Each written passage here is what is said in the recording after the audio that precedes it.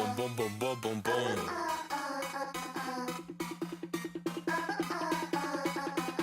Boom, boom, boom, boom, boom, boom.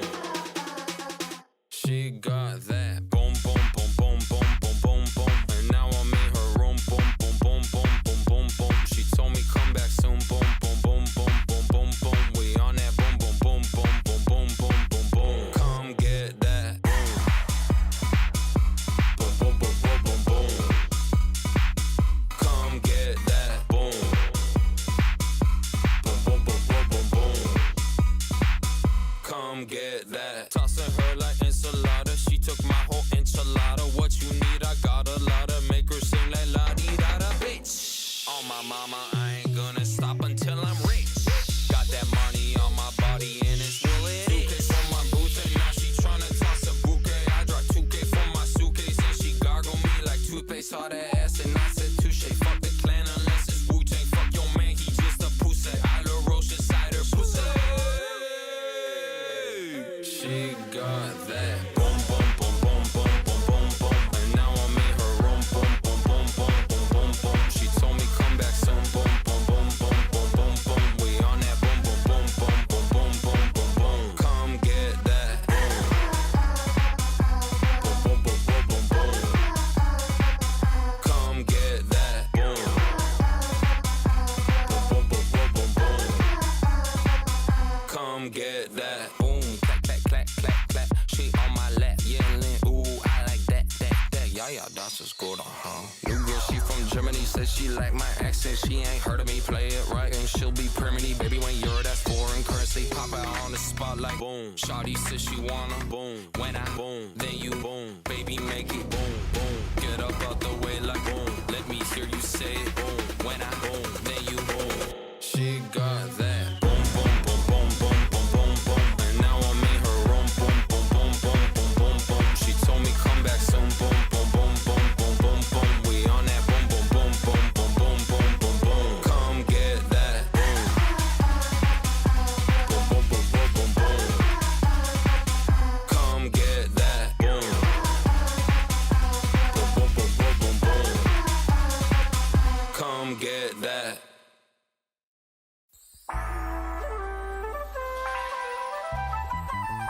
Someone said pussy bad for me. She said she gon' pass it over. Baby, no money. Come on. Yeah, yeah, yeah, yeah, yeah, yeah, yeah. I'm on them antidepressants. We feeling good today. Maybe, maybe, maybe I'm gon' give her some attention. This lady batshit crazy, yeah, she want me no protection. Pause. I ain't gonna do none of that shit. Just grab my meat, I ain't taking no pic. She tap my name right under her lip. I did 1, 2 like lickety splits. In front of ice, I need a peacoat. Yeah, I just have book, call me Nemo. Keep it wet outside, Al Pacino. A6 on my feet, cause I'm a cheapo. Walk out 20X, fun and Nino. Costco, hot all day, yeah, she deep throw. Me and the keys, just hit that bingo. I'm on them antidepressants. We feeling good today. Watch me make an entrance. Yeah, I'm the shit today. Antidepressants. Antidepressants. Watch me make an entrance. Yeah, I'm the shit today. Really bust down, my pants down in the penthouse downtown with a real nice view. Got my own 10 bits, big business, the shizness, talked up, talking about blue. Peanut butter jelly time, peanut butter jelly time, peanut butter jelly with a baseball bat.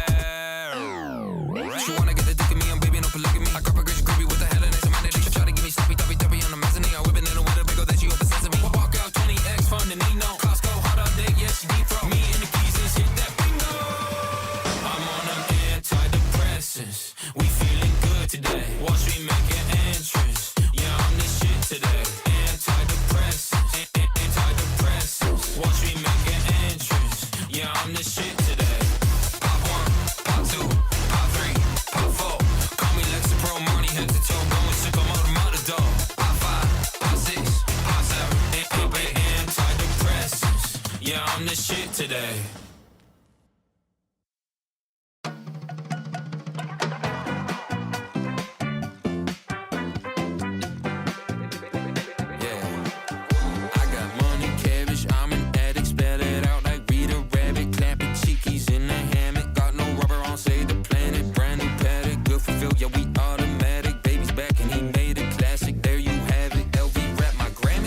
Crossing off of my list, got my money and my bitch, that's a check.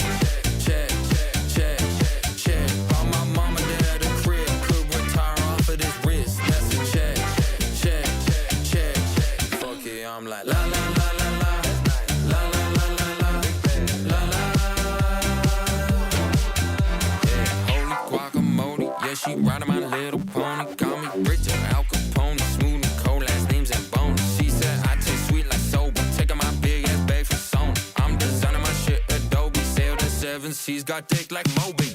Crazy little freak, tryna jump in my sheet. Cause she know that I do the do. Quick little snip and a quick little shake. Yeah, I'm feeling like Fu Manchu.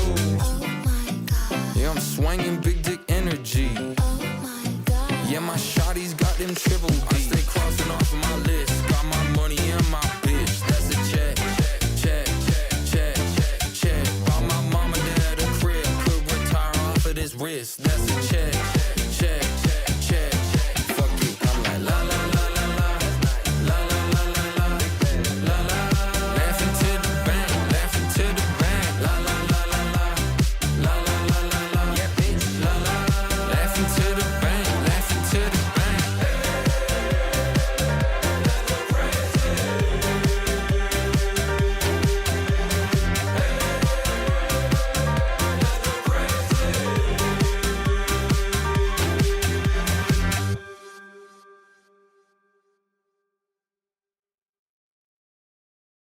Baby, no money? Who the fuck do you think you are? Bitch, I'm him.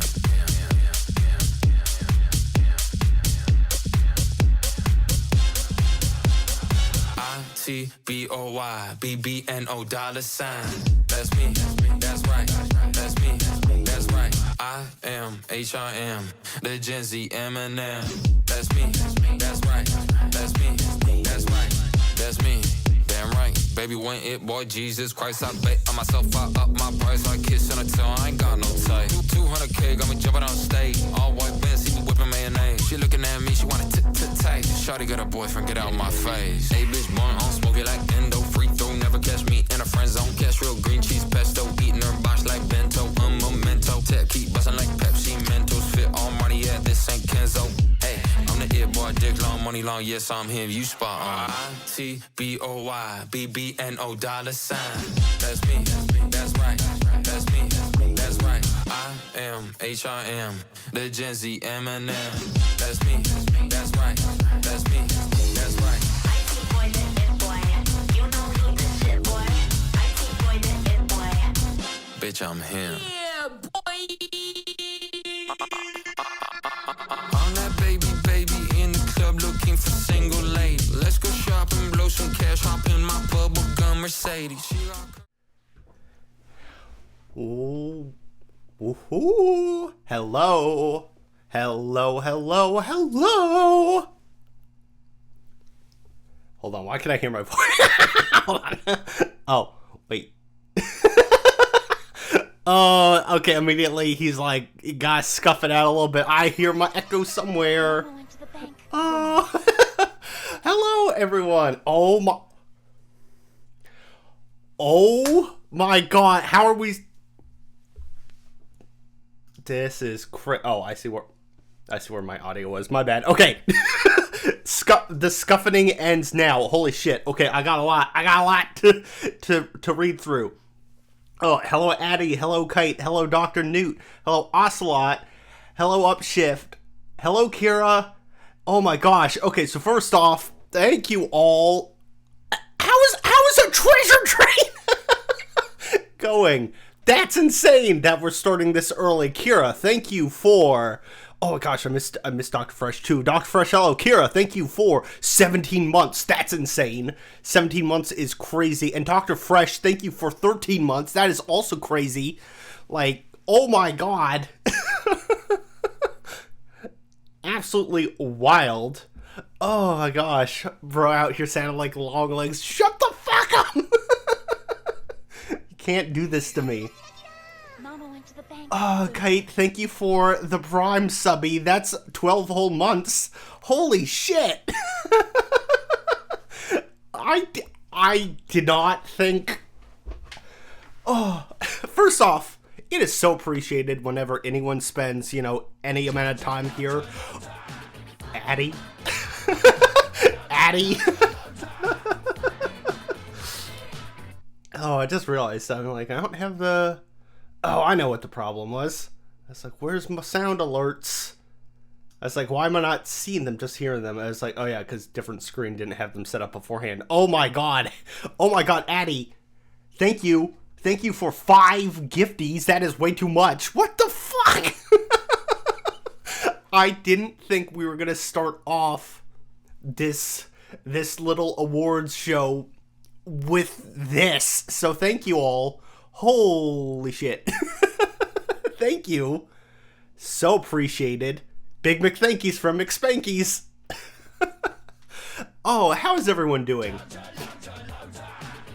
Dr. Newt, what are you doing? Dr. Newt? That is crazy appreciated. You have a goddamn wedding this year. Do not spend your money on me. Save it for important wedding shit. Oh my gosh, and Ocelot, you just reached a 10 stream streak. What is going on? This is so much. This is an insane amount going on. This is get love, bitch. This is a crazy amount to be starting off with. Bro, I just bought Pokemon cards today. We good. You know what? I will support that always. That is a treat yourself. Oh God. What an amazing amount of love to come back to after a unexpected hiatus in December. Thank you all, first off, for showing up. Yeah, because I finished Dispatch mid-December, and then it's just a whoops, I have not done anything. In part because I was working on stuff behind the scenes, in part because what I've learned over the years, in the last two, unfortunately, is I'm like, oh, winter sucks the life out of me with that weather shit. I'm like, I need the sunlight. So very much so, just a lot of IRL stuff. Nothing huge, nothing major going on, but just really, really sapped a lot of my energy, and I was putting forth a lot of time into other stuff. So need me a freak like winter to suck the life out of me. Thank you, Kite. Very cool. So yeah, definitely. Yeah, you know what? Giant bottle of vitamin D on the throne. That'll be the thing. So it's all good. Let me be clear. We're all good, generally speaking. Just gotta, I had a lot of other stuff that I was looking at and focusing in on and whatnot. And okay, let me not knock my water over. So first off, sorry for the lack of streams.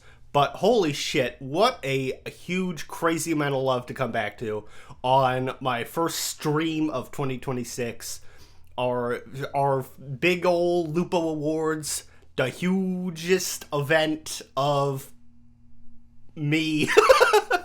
Oh god, no, this is really appreciated. I've talked about before a lot. What I really appreciate with streaming is the ability to share the experience of the stories and games and just fun with multiple people, and you guys showing up is really what makes it all worth it and fun. So thank you for always, for being there, giving the support. I really appreciate that. Like the gifts, let me be clear, the gift subbies and such, the subs in general, always crazy appreciated. It means so much that you'd spend any of your hard-earned money on an idiot like me. But the most important thing that you can give me is your time and presence. And you all are superstars at that. So thank you for that. Thank you for showing up. Oh my god. I'm getting teary-eyed a little.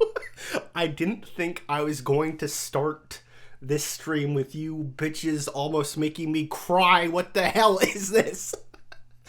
Stop it.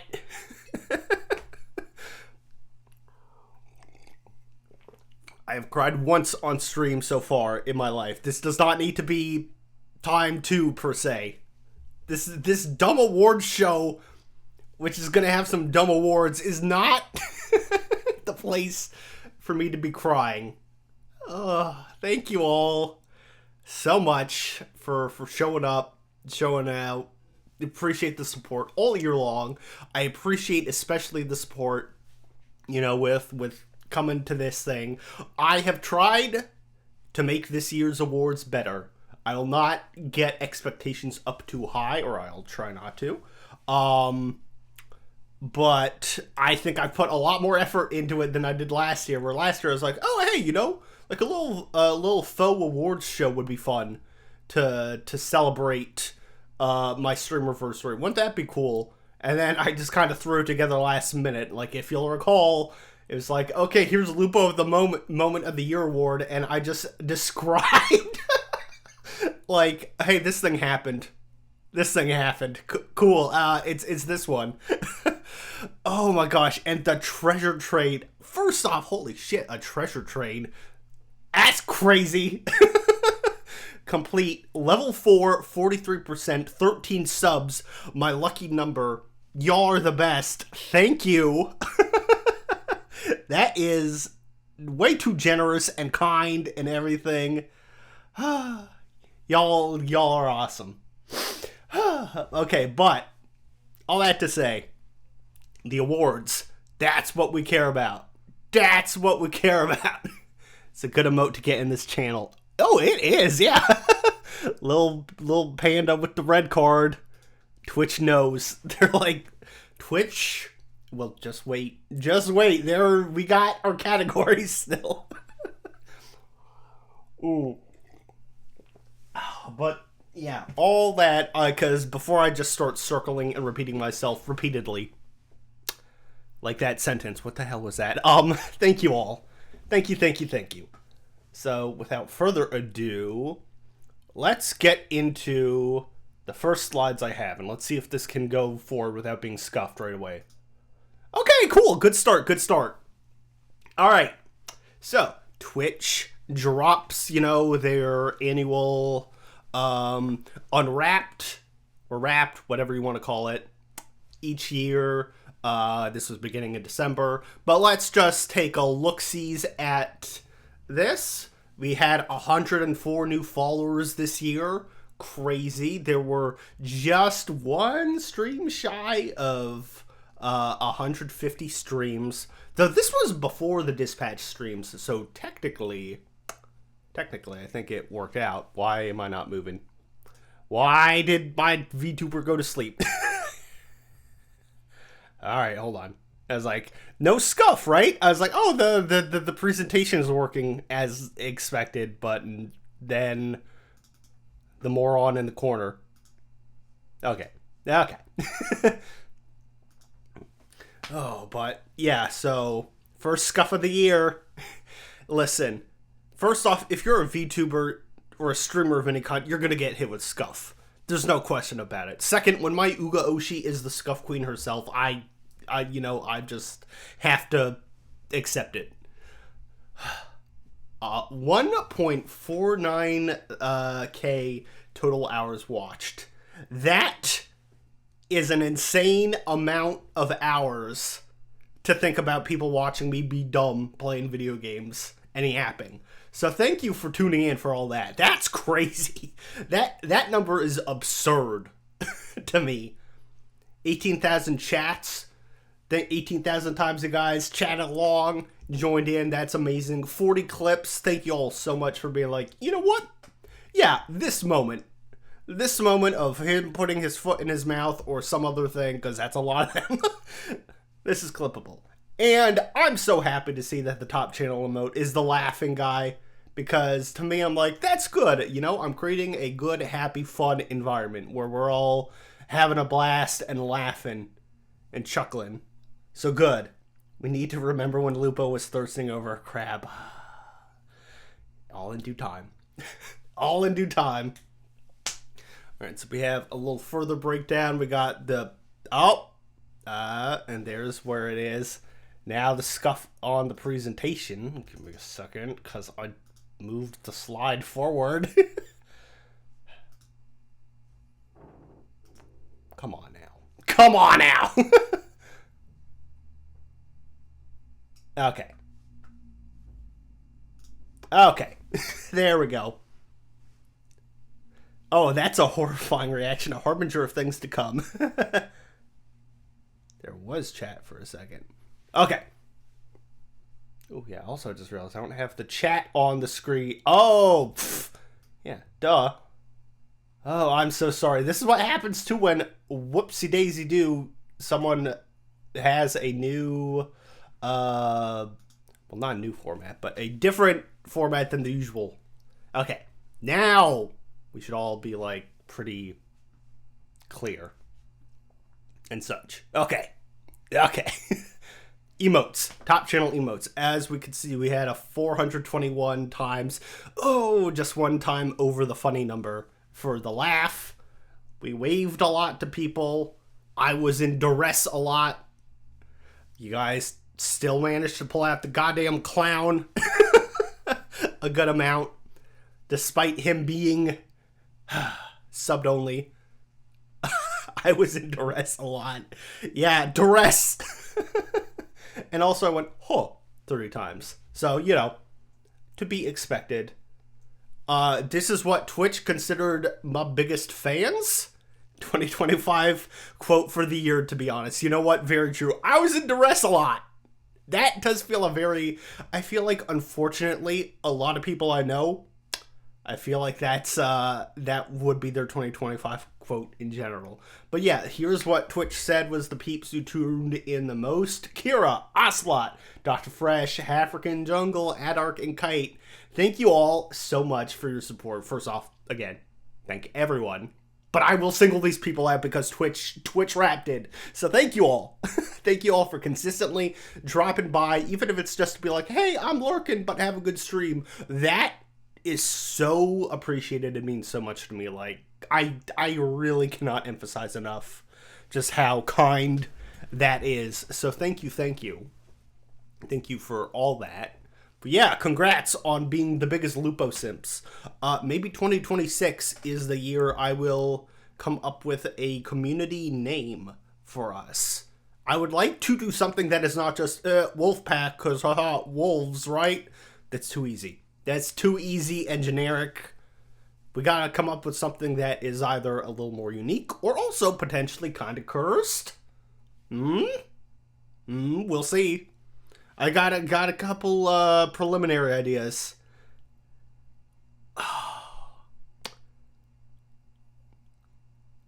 The Naughty Crew. I cannot.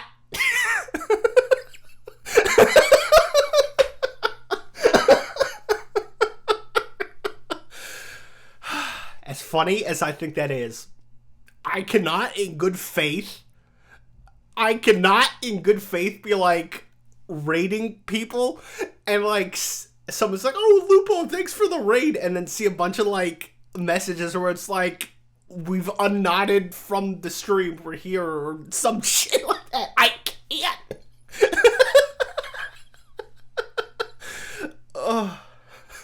Don't put that evil on me, Ricky Bobby. God damn it. That's very funny, though. That's very funny. I cannot do it. We will brainstorm. I hate to say it, but I am not going to have the term not involved in whatever community name there will be. Oh, that red card. That red card emote dropped because it knew what was coming. Fresh was so right. Oh. We haven't even gone to any of the actual awards. Holy shit. Oh, God. Excuse me. Hello, African Jungle. Welcome on in. Oh, God. Okay, yeah. So, 2026 resolutions. We will have some sort of fan nickname, some community name. One of my friends has a worse community name. At least those aren't the Little Milkies. Little Milkies is not great, but I don't know. It's like nodding versus milking. It's a challenging battle that I don't know which is worse or better. No matter who wins, we all lose, exactly. I just have cool cats right now, but that is also kind of a placeholder until something better comes along. I have a friend who's an Oni, and his peeps are called Oni fans. Okay, see, that one's fun. That one is fun, Upshift. That's a fun play on words. That is not an insane thing where, like, you have to explain to someone why the hell are you called the Naughty Crew.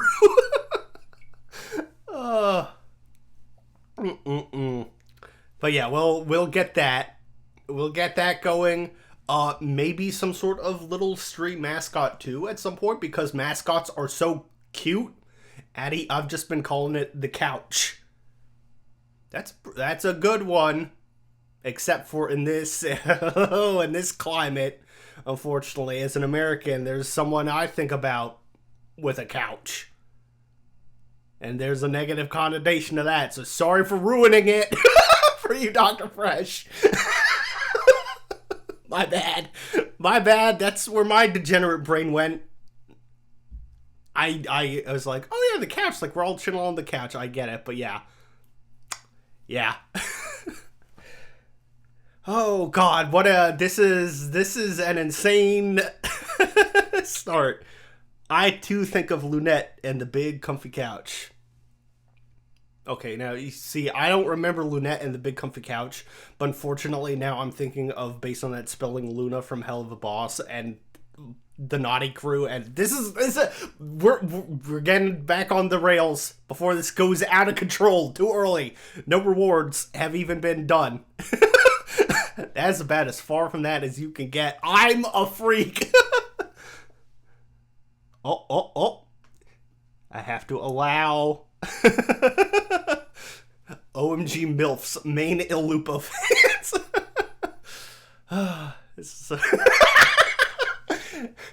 Dr. Newt is funny. And also, it's also a Farrago combo, as you can see. But still, OMG MILFs, main Il Lupo fans. Okay, now that I'm actually processing it, shit, that's really funny. I still don't know if I can do it. That's good, though. That makes me think of those. I love those shirts where it's like MILFs, and it's like, man, I love frogs. Those are good ones. Those are good ones. All right.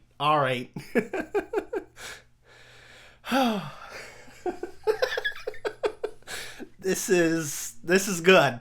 You know, as they say, the chat reflects the streamer, right? So I cannot be blaming anyone coming up with the crazy idea names when this is what I'm bringing to the table. A friend made a MILF shirt that goes, "Man, I love phlebotomy." That's good. I don't know if I wanted to be funny or curse. Dude, you knew what was going to happen. Perhaps Icarus Vtuber has flown a bit close to the sun. Perhaps. We'll see. We will see. Thankfully, it's still a relatively small community, so I have a modicum of control. I will find something that is cursed but funny and also not the worst, where people are like, oh, I'm going to block this man immediately. Never raid into me again. Oh, man, Il Lupo Freaky. That's good, too. That's a fun one, Ocelot. And accurate. Oh, God. All right.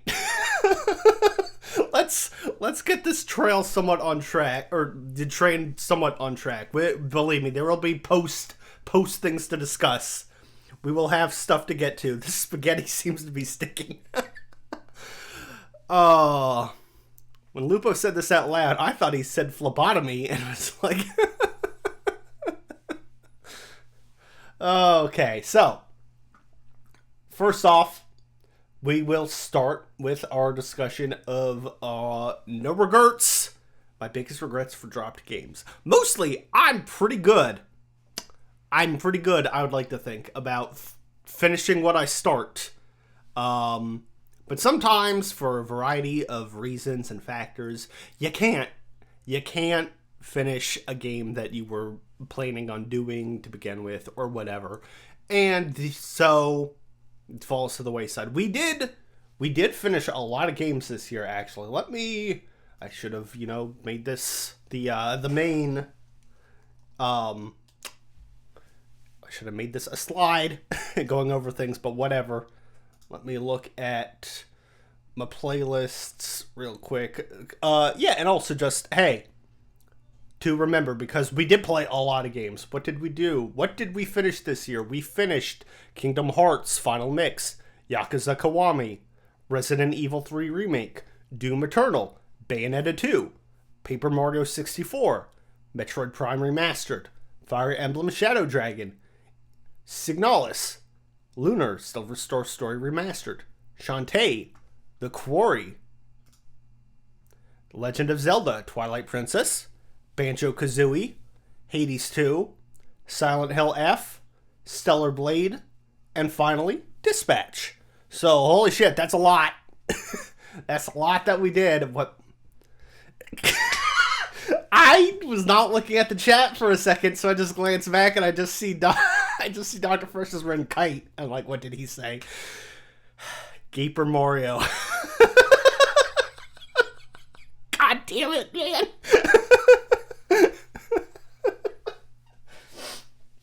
Oh, shit.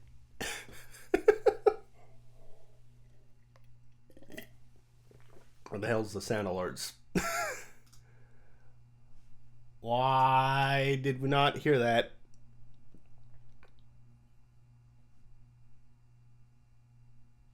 Hold on. Where am I?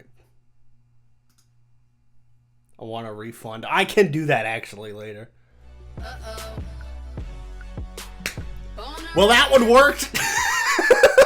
And it's just like, let me try a random one. Yes, sir. There we go. Okay, it was just stupid delayed, or you redid it, or I don't know what. Okay, whatever. We're good now. God, I still love that. I still love. It's like, haha, this Jarvis activate freaky mode gonna be so funny, and I love that I missed the GIF is misspelled to say Javis. I'm so glad you caught that, Kite, and it is so much funnier that way. Oh man, but yeah. So in addition to Gaper Mario and all the other ones, we played a lot of games. So the completed to incompleted ratio, pretty good overall. So the 3 that I started and didn't finish, and plan to not finish, let me be clear, like Persona 3 Reload, still getting finished. Metroid Samus Returns, that's still getting finished. Battle Chef Brigade, going to get finished. Those just fell victim to the December malaise, but those will be finished this year. So I will be playing those still. But the ones that dropped, don't have any immediate plans to get back to. Fatal Frame, Another Crab's Treasure, Sonic Adventure. None of them bad games, per se. Fatal Frame was just a little older and jankier. Another Crab's Treasure was fun, but frustrating in a way where I was like, I probably would enjoy this more off stream, and I should finish it up, not streaming someday. But the winner, for my biggest regret for a dropped game, is Sonic Adventure, which, hold on, now I have to redo the damn presentation again.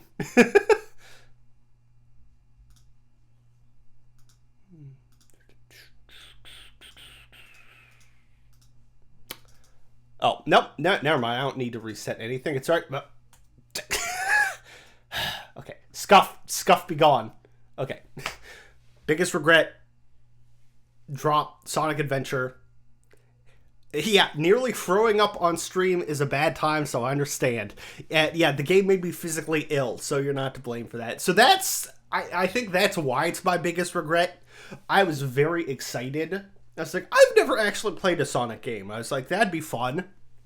And I was like, it's going to be my affiliate anniversary. I was like, it'll be big. I was like, I'm collabing with Addy. This is so awesome. This is going to be fun.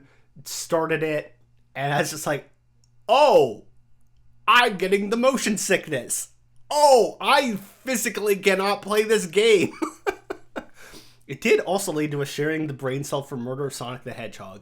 And so it was a fun stream still. That was a very fun stream. But yeah, because of the fact it was just like, oh, I'm physically unable to play this game. It is attacking me, is why I regret the most that I could not finish Sonic Adventure. So, who knows? Will I ever play a Sonic game at some point? I don't fucking know, because I don't want to take the risk of dying, per se. But, hey, Murder of Sonic the Hedgehog was good. So that's that. So, favorite art direction. I don't know why I put favorite art direction like I'm some snobby critic aware of what that means. This is more like favorite art style, I feel is what this should be. So, I have up here 1, 2, 3, 4. Paper Mario, Lunar, Silver Star Story, Hades 2, Dispatch, and Battle Chef Brigade. All very fun and fabulous looking games. Really unique art look to each of them. Very, very pleasantly words. Aesthetically pleasing is what I was trying to say. Good lord. Aesthetically pleasing games. Great games. Very fun. Who's the winner? It's Hades 2. It is Hades 2 for me. That game is... the art. Chef's kiss. Immaculate. So good. Like, the step up in terms of the sprite work, I feel, from the first game, huge. The step up from the beta to the finished product alone was crazy. You know, like, the fact that they've got all the lights and shining animation effects on the sprites. Like, yeah, those are all really solid picks, but it is hard to beat Hades 2 in terms of that art look. It is really just, it was great. It is a very pleasant game to look at the whole time. Yeah, Supergiant, as far as the style, they are absolutely the champs at that. No doubt about that. Supergiant, absolutely phenomenal in that regard. So yeah, all really solid picks, all really good looking games, but I feel like Hades 2 edges it out for me for the rest of them as far as that goes. That is my top one as far as that goes. All right, and favorite OST. I played a lot of games with a lot of great music this year.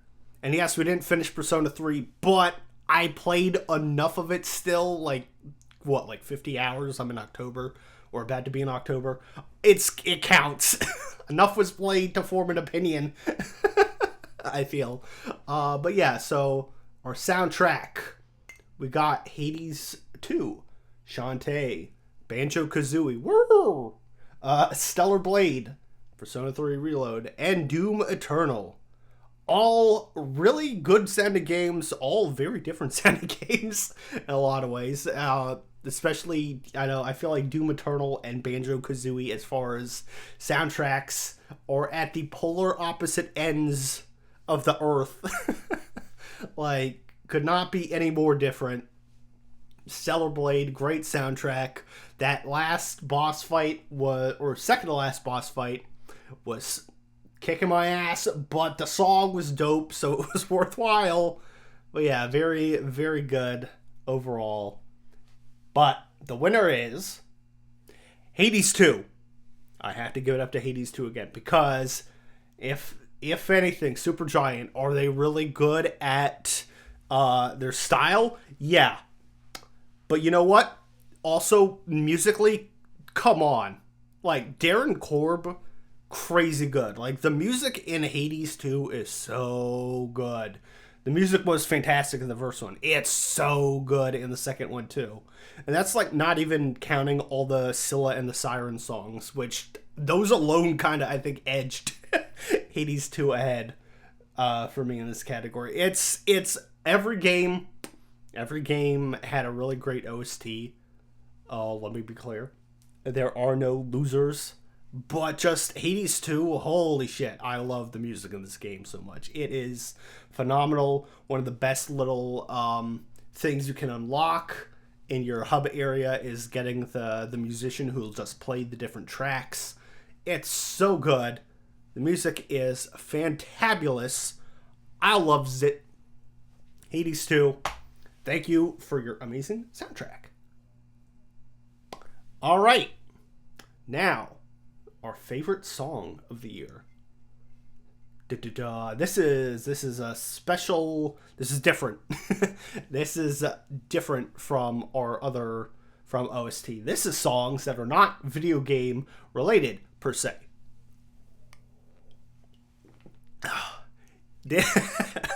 Yeah, shout outs to Ruthlessness, shout outs to Ruthlessness and Would You Fall in Love with Me, the two Epic the Musical songs on the list, because holy shit was that amazing listening to that musical this year for the first time. That is so far up my alley. I'd heard for years, oh, Epic's really good. Kite had told me for a long time, oh, you're really gonna like Epic. And that shit was made for me. It is the old Junji Ito, this whole life is mine sort of deal with it. It's so good.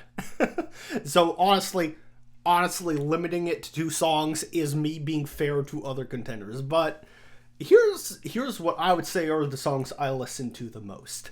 Now, it's hard. This is vibes based mostly because, number one, I know myself and I know what I'm most likely to play. Because I'm not really a Spotify user.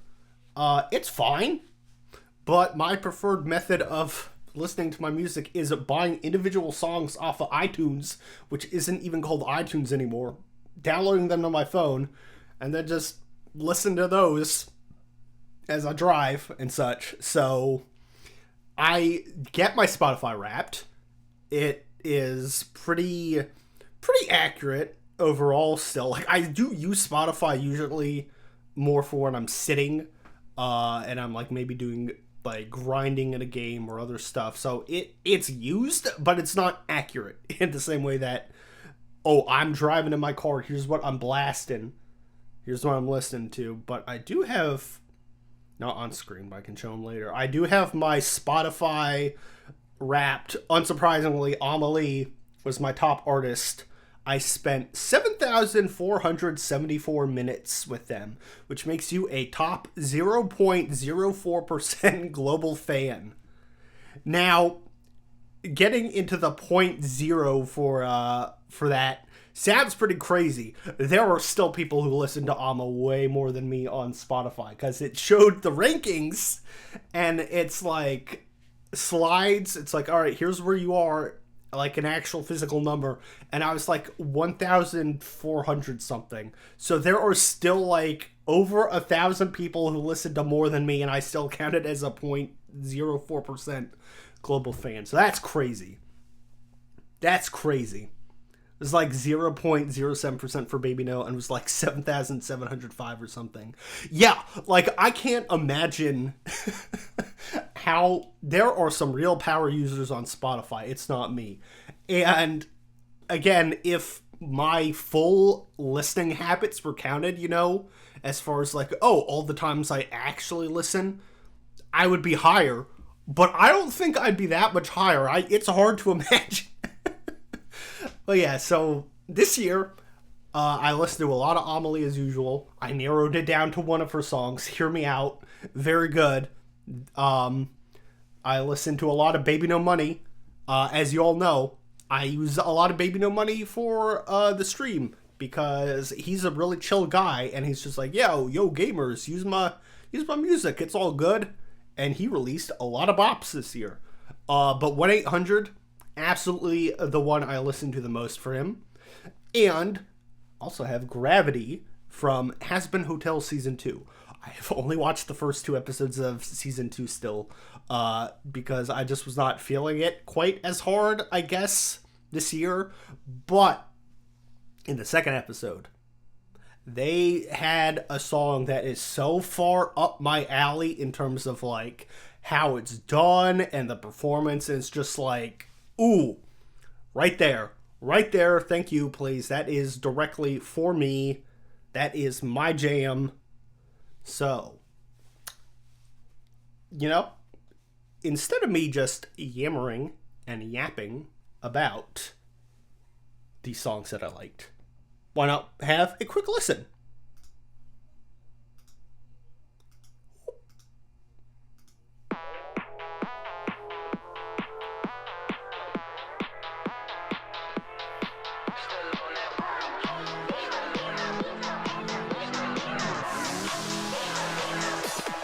Still on that one, hey, honey, hit me up for a good time. My shit bonds till it push me out of line. You can't spell my name without the dollar sign. Rainbow money, take whatever, yes, I'm colorblind.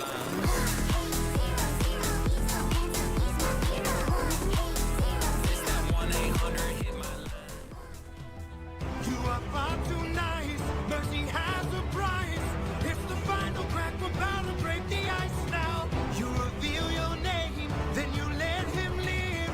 Unlike you, I got no mercy left to give. Cause ruthlessness is mercy upon ourselves. Ruthlessness is mercy upon ourselves. I still got a job to do, my mission's incomplete. Only a traitor could consider making peace. The princess has to pay for what she did that day, for what she took away. Storms coming, I can see the clouds.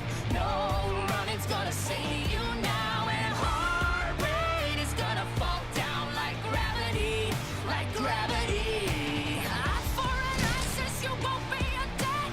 Blood that makes blood, gonna get my hands wet. The flood's coming, now you can bet on tragedy, like gravity. Why can't you see I'm not like other girls? I got a special taste for underworlds.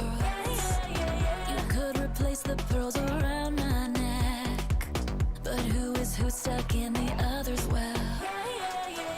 You've got me struggling to breathe, and I can't deny it. Can't bear to fight it, can't deny it. You've got me questioning things the way I like it. Don't knock it, give a chance to try it. They say I had built that wedding bed with my blood and sweat. Carved it into the olive tree where we first met. A symbol of our love everlasting. Do you realize what you have asked me? The only way to move it is to cut it from its roots. only my husband knew that, so I guess that makes him you.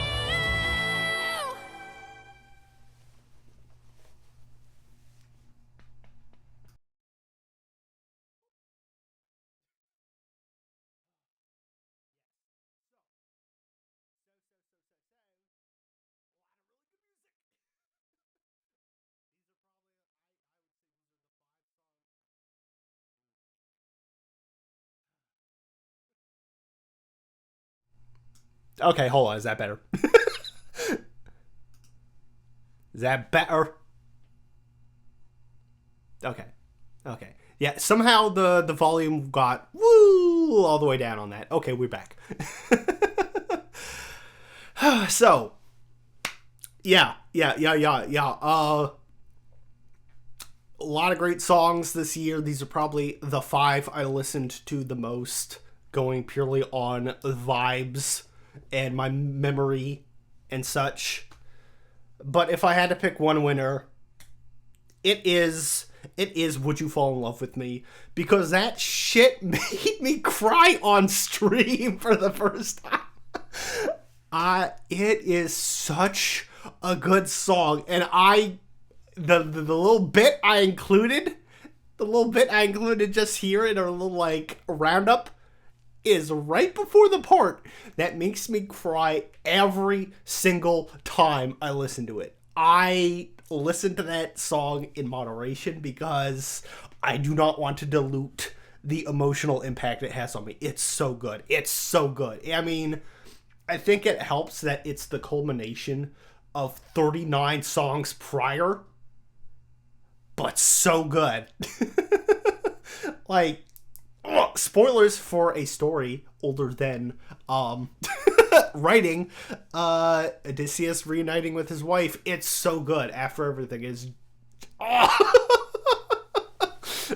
Oh my god, like I could go on and on about Epic is such a fantastic musical. It's so good. Listen to it.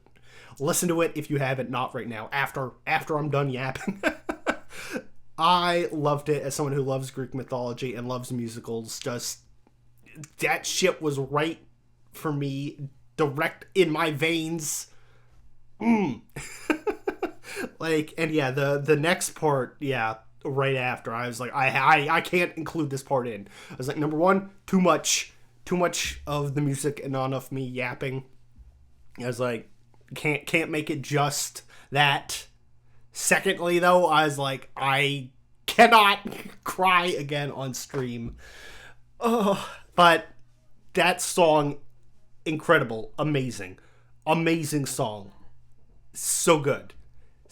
Like, so I have to give it up for Would You Fall in Love With Me for my song of the year, because that touched me in a way that art has not in I don't know how long. But yeah, the fact that shit had me crying on stream for the first time ever, so good. Just true art. Wonderful chef's kiss. Mwah. Twitch yelling at me to run ads. So on that note, let's take a real quick break. I'm gonna go get a little more water, and we'll get back to the awards. So yeah, see y'all in just a bit.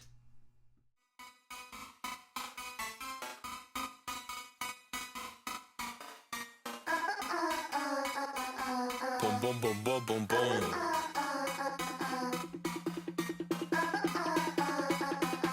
Boom, boom, boom, boom, boom, boom. She got that. Boom, boom, boom, boom, boom, boom, boom, boom. And now I'm in her room. Boom, boom, boom, boom, boom, boom, boom. She told me come back soon. Boom, boom, boom, boom, boom, boom, boom. We on that. Boom, boom, boom, boom, boom, boom, boom, boom, boom. Come get that. Boom, boom, boom, boom, boom, boom.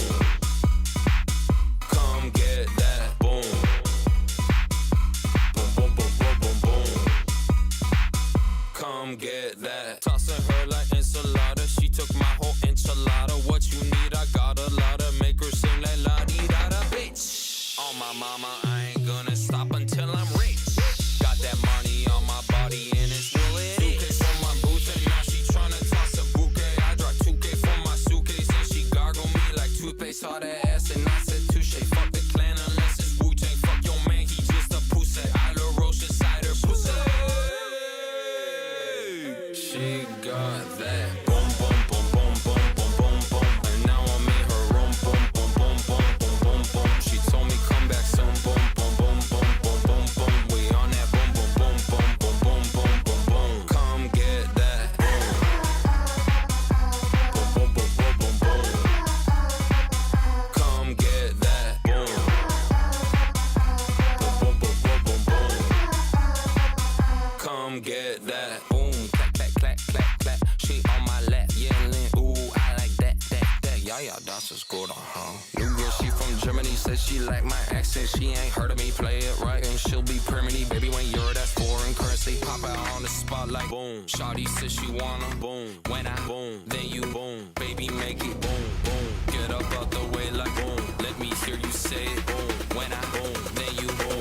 She got that. Boom, boom, boom, boom, boom, boom, boom, boom. And now I'm in her room. Boom, boom, boom, boom, boom, boom, boom. She told me come back soon. Boom, boom, boom, boom, boom, boom, boom. We on that. Boom, boom, boom, boom, boom, boom, boom, boom, boom. Come get that. Boom. Boom, boom, boom, boom, boom, boom. Come get that. Boom. Boom, boom, boom, boom, boom, boom. Come get that.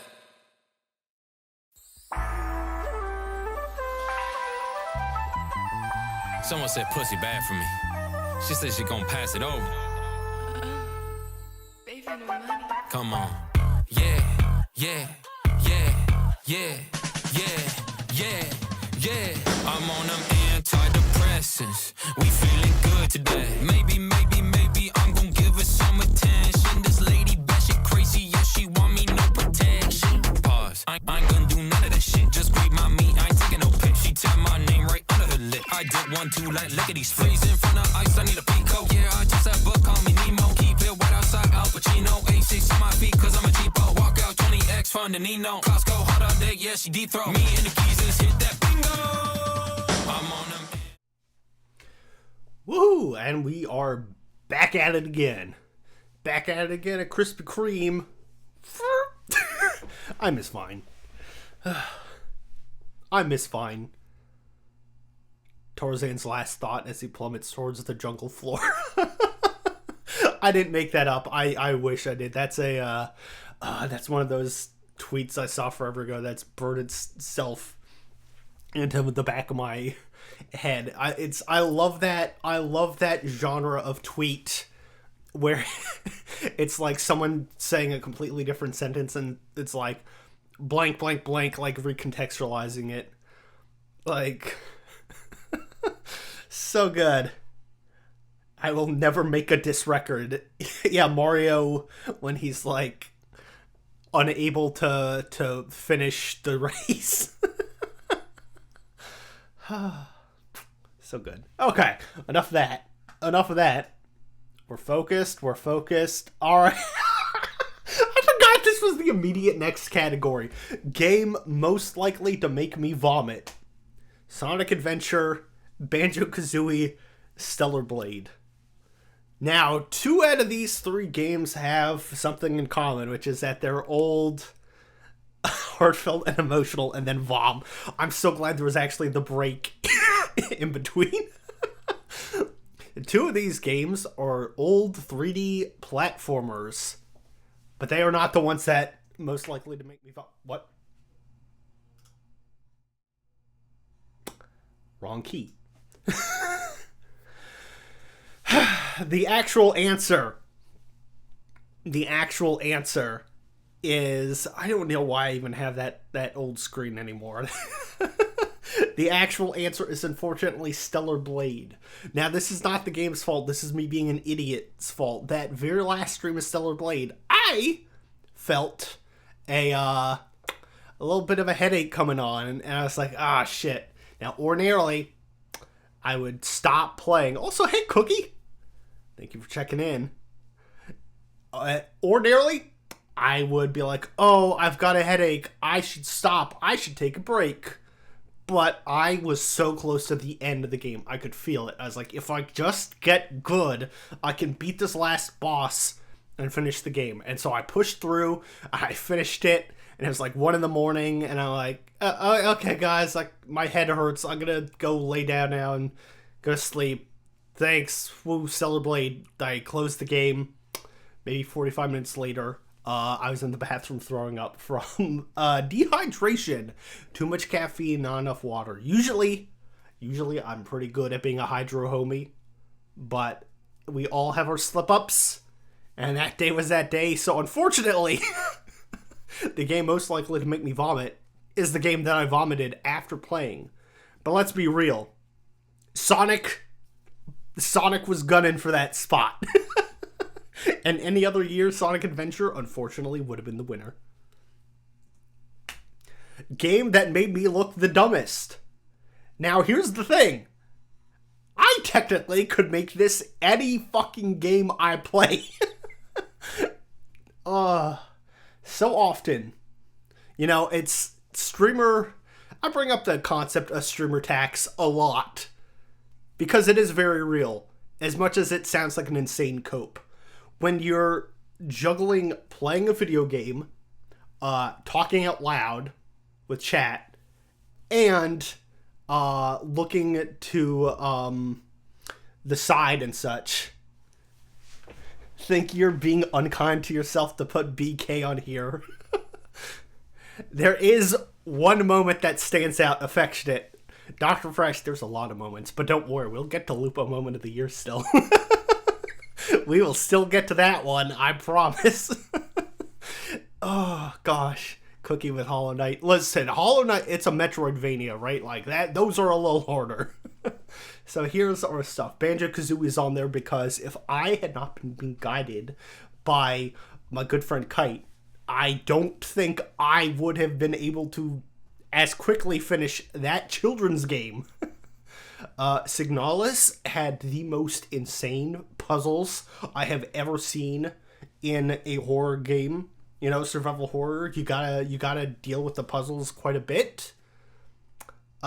Dispatch, I thought I was doing pretty good at, but then every session it'd be like, all right, here's your stats. You did better than 10% of other people in the dispatching segments. It's like, oh, so not too hot.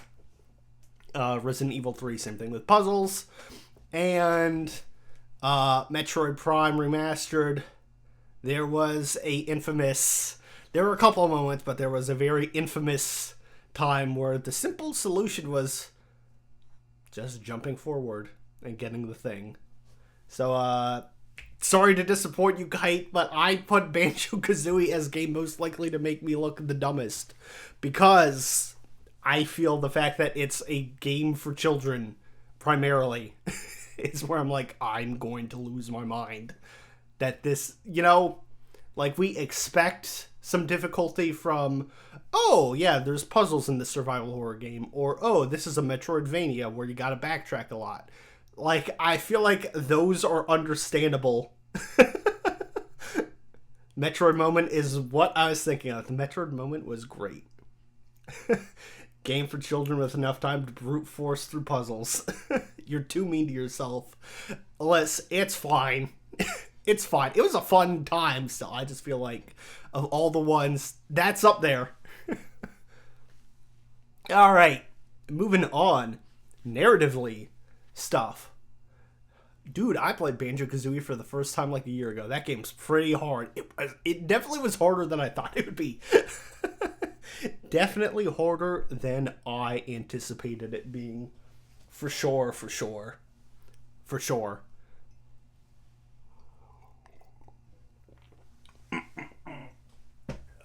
But, hey, c'est la vie, right? Alright. Moving on. Favorite protagonist.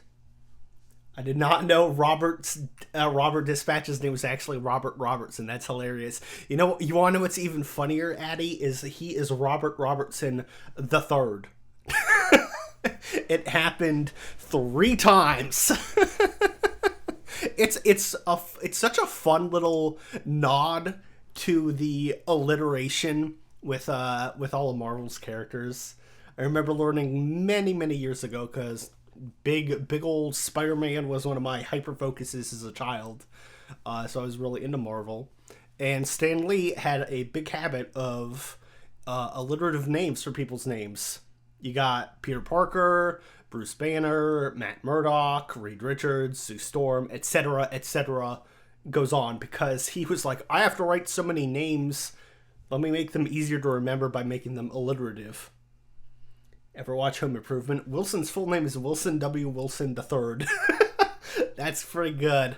It's pretty good. I have not watched Home Improvement in a long time, or ever like really fully focused. I just mostly think, unfortunately, with Home Improvement of or whatever the tool noise is. Oh, the timing there, Kite. Oh, truly the brain cell is bouncing back and forth forever. Oh, man. But yes, Robert Robertson from Dispatch, good old Mecha Man, is Robert Robertson III. They do poke fun at it in the game. Like, just, yeah, I love Blonde Blazers. Just like, this happened 3 times. Oh, God. But yeah, so we got good old Mecha Man Robert Robertson, Milenoway from Hades 2, Hinako Shimizu from Silent Hill F, Samus Aran from Metroid Prime Remastered, and Sora from Kingdom Hearts, which feels somewhat like cheating because I've played that game for years, but he's my boy. I'm attached to him, so he's on the list. But yeah, these were some of the protagonists I enjoyed following their stories the most this year in games. They were a blast to play as and experience their stuff. So really, I mean, and these were some of the best games too I played. Like, so they stood out very much so in all those aspects. But if I had to do a favorite, For me, it is Hinako from Silent Hill F. I think the nature of Silent Hill F's story, where you have to do multiple playthroughs to get the full picture. In my case, it was 3 playthroughs, I think, to get like as much out of it as you can. Really got me like to feel for Hinako a lot. She is such a strong, well-written, well-rounded character. The lens of the time period of the game being 1960s Japan, her being a woman who is not necessarily fit the standards of the time or conform to that, is just such a really well done game. And I think the fact that you get these multiple playthroughs and it really just shapes her growth as a character and just the full lens. I personally just really, really liked it. Really appreciate your empathy. Oh, well, thank you. I know, it's like, look, I can be serious too. It's not all just games that make me vomit joke. No, it's Silent Hill F, very good game. You know, there's the psychological horrors aspects, and I think a lot of it is you do have to have good empathy, which I think most people do. I think most people have more empathy than they give themselves credit for stuff. But like, you know, like it's look, I am a heterosexual white man. I am just like, as far as like the difficulties life stacks up sometimes on people societally, I am on one of the easier modes, all things considered.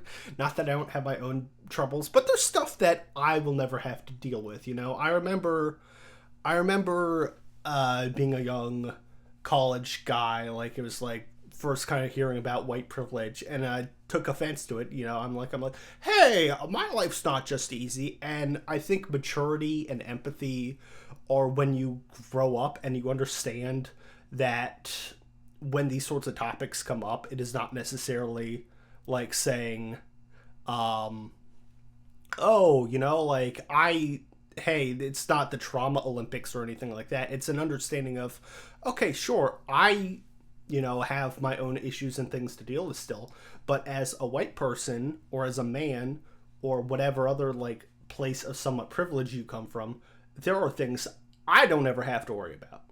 And so I have nothing but empathy for women and female presenting people and the like, who have to deal with honestly way too much. And it sucks. And it sucks that as much as things change, you know, there's still so much. So that's my soapbox. I didn't think I was going to get on it, but I feel like, yeah, Hinako was such a well-written character, and just really getting this feel for her through the multiple playthroughs just really made me enjoy her story the most, personally, of all the protagonists I put on this list. So that's that. A young Il Lupo VT. Yeah, but because believe it or not, this is the one that kills. I said it before. I'm 32, which, you know, in the grand scheme of things, not too old. If I were a woman, I would be a hag, though, in the internet, and I guess I'm unk.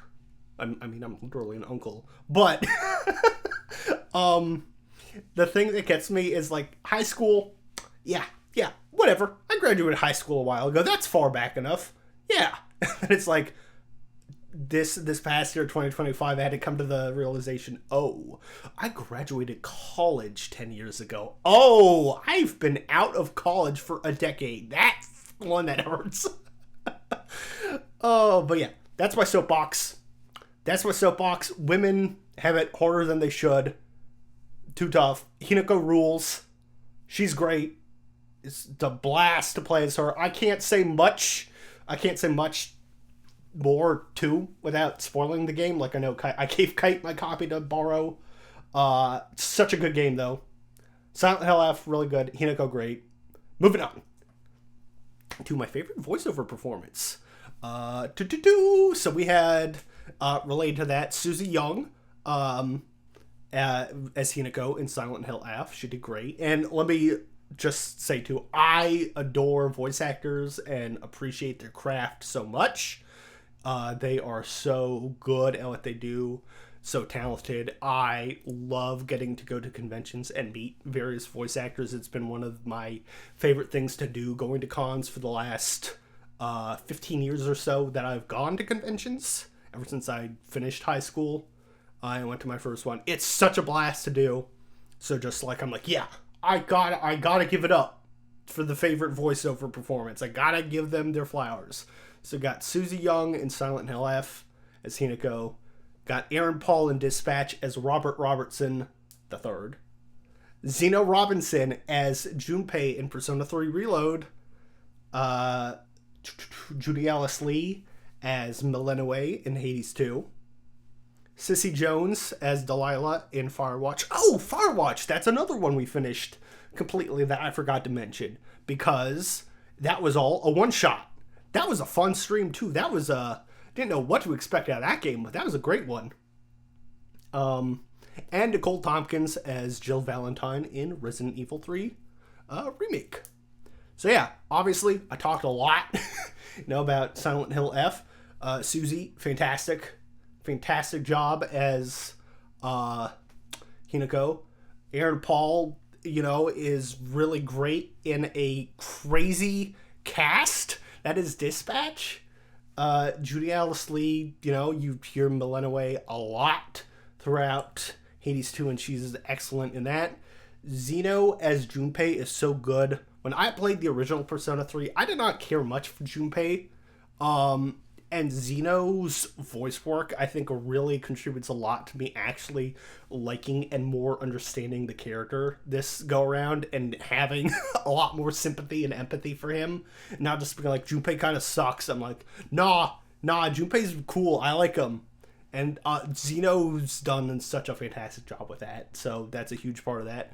Sissy Jones is crazy good in Firewatch. You never see Delilah. It's just a voice the whole time, and you get so much out of her character from just her work, on that. So it's like, I had to include her in this. It's so good. And I just really thought Jill Valentine was cool, and I thought Nicole Tompkins' voice was a big part of that. So a lot of fantastic voice acting in all my video games this year. But if I had to narrow it down to just 6 to focus on, in this case, that's the list. And our winner is Aaron Paul as Mecha Man and Robert Robertson. Now, full disclosure, I have not watched Breaking Bad yet still. That is one of those big cultural blind spots for me. I need to. I worry in part Jesse, we have to voice act. I worry in part about watching Breaking Bad if it will live up to my expectation, because I'm so meme pilled on that series and how that goes. One of my absolute favorite videos on the internet of all time is that music video that was made from just taking clips. Yeah, my mommy and my daddy and my mommy and my daddy. It's so goddamn good. So, and I love the joke too, where it's to be a Breaking Bad fan, you have to have a PhD in video editing, because some of those video edits are insane, where they're putting the characters in Mario Kart and other things. It's absolutely absurd. So all that to say,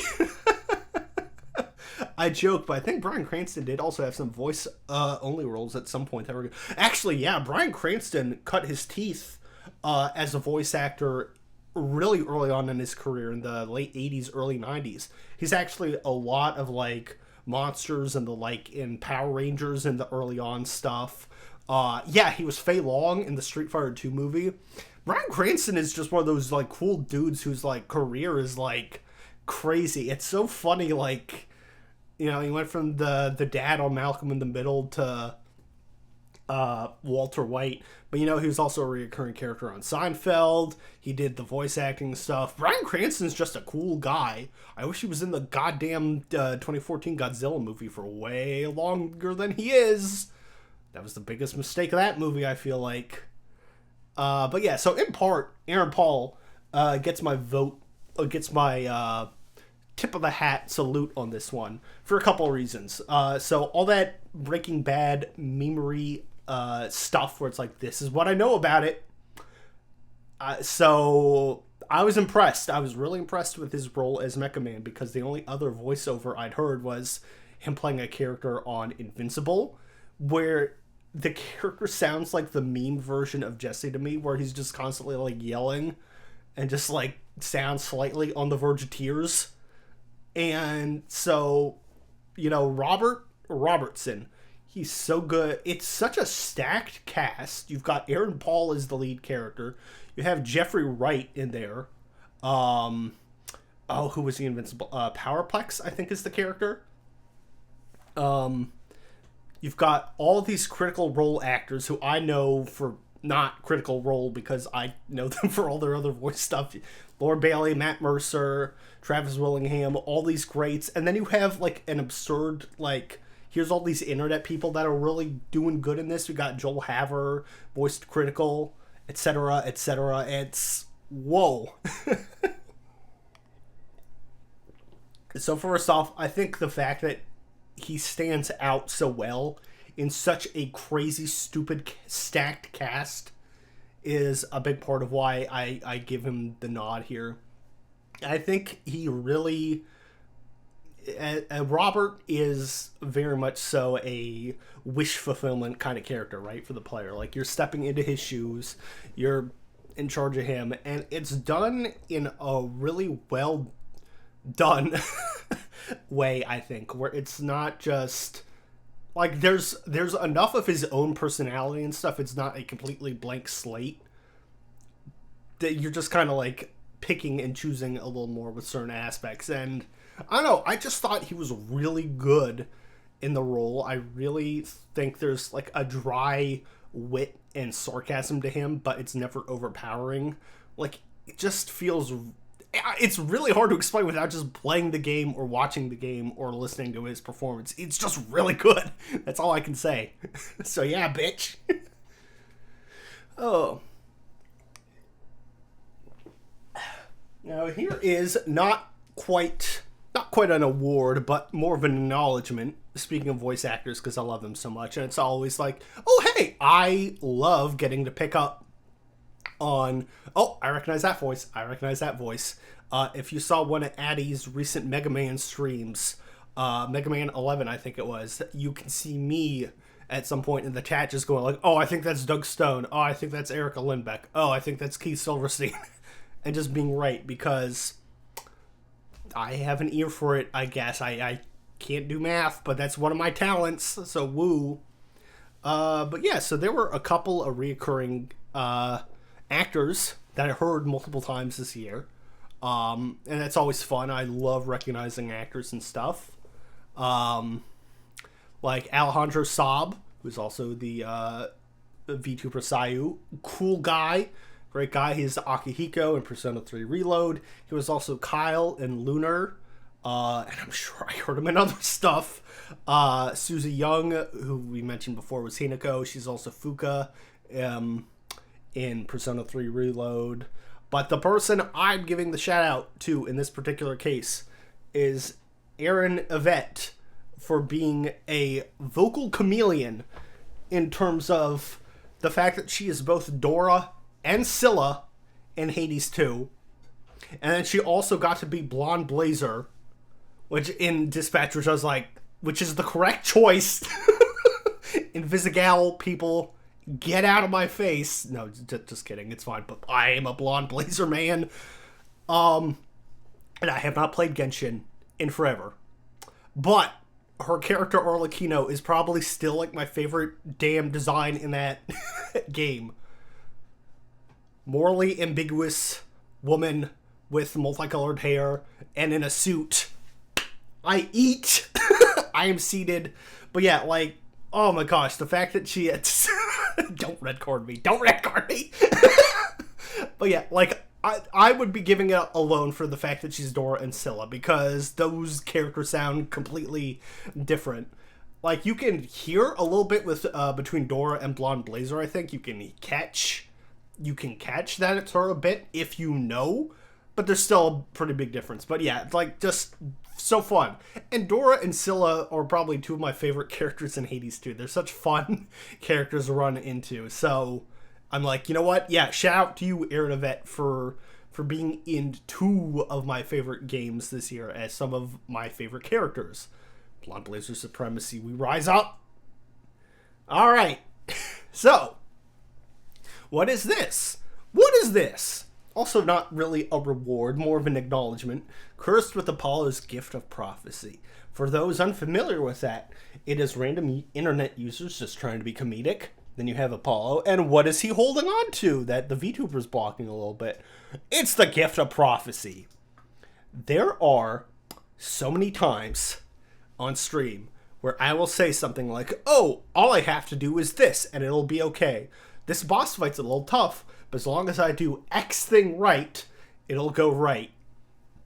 You know, just so many moments where I would say something, and immediately the game proves me wrong.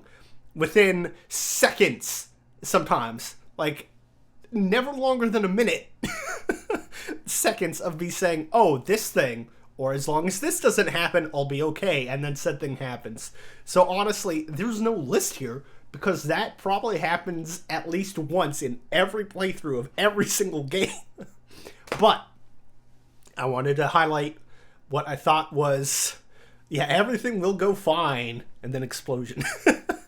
I wanted to highlight what, for me at least, stood out as the most egregious example of it. It was the time where I was like, yeah, this one was a lot. So, volume warning in a second. This one's a little louder, I think. But this is from Silent Hill F, when I started my third playthrough, and I was playing on the hardest difficulty in the game.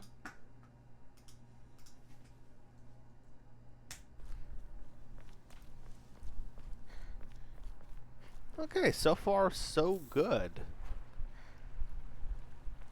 As long as I play smart, this shouldn't be too bad.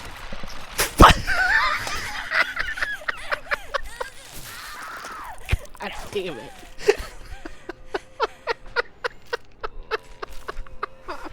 Fuck. Fucking hell.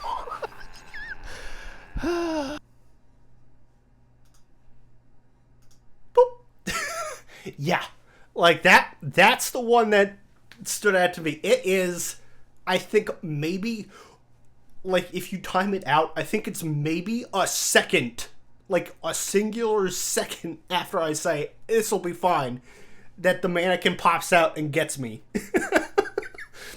Beyond parody. Beyond parody. Like, there's a lot of moments of that sort of thing happening. But that, to me, was 100% the one that stood out the most for, I was like, oh, this is absurd. This is ridiculous. And in watching the video, too, it's so funny. What I learned with the game, like, in reviewing this, is, you can see in the bottom left, is Hinako's health and sanity and all that stuff. So it pops up, actually. That pops up before the mannequin springs out.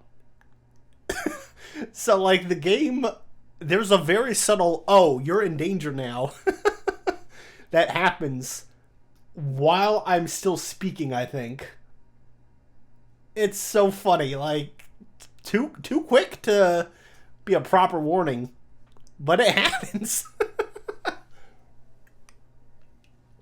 So yeah, while there were many such cases of that being a thing, I think that one was the most egregious. Alright. Now then, what's better than this? Just guys being dudes. These are the best bros, the best dude characters in the games that I played this year. These are the guys where I'm like, yeah, I'd want to chill with these guys. We got Kyle from Lunar Silver Star Story down in the front. We got Icarus, who I'm rooting for with Millennium. Good boy. We got Unk Poseidon. Every other character in that game hates his ass so much, but I like him. He's fun. He's trying to be a cool uncle. It's not his fault. Amazed you could pick just one. It was not easy. It wasn't easy. You got Shinji from Persona 3 Reload, who I also learned somewhat recently is a big part of inspiration for Addie's OC and look, which I'm like, yeah, hell yeah, Shinji is a good one to pick from. Dude looks cool. And the previously mentioned several times, Robert Robertson, because he's just a fun, chill, funny guy who you would want to hang out with. But yeah, just all these guys being dudes, the best bros, so many awesome guys, fun times, woohoo, I loves them. Who's it gonna be though? There can only be one. And that one is Kyle from Lunar. I liked the cast of Lunar a lot, despite being a JRPG from, the early 90s. I think the writing is actually very incredibly well-rounded. Characters were not just tropes. The whole party is awesome in that game as far as the writing goes. They feel very three-dimensional in a way that you kind of don't get with later games sometimes. It is... Tropes are not a bad thing, per se, but you can get very tropey writing in a lot of stuff. And in the case of Lunar, I feel like it helps that, number one, it's old enough that it probably inspired a lot of tropes that you would see in later JRPGs, so I feel like it evades some of that. But yeah, just very fun voice acting. Again, it's voiced by my boy Alejandro Saab, so number one, that's great. Not to dox myself or anything, but the fact that I finally experienced a piece of media where there's a character named Kyle and they're likable and not a complete loser was very satisfying on a personal level. It was finally some good representation. Despite the fact that he's also a drunken womanizer. But great character, useful in the party, fun.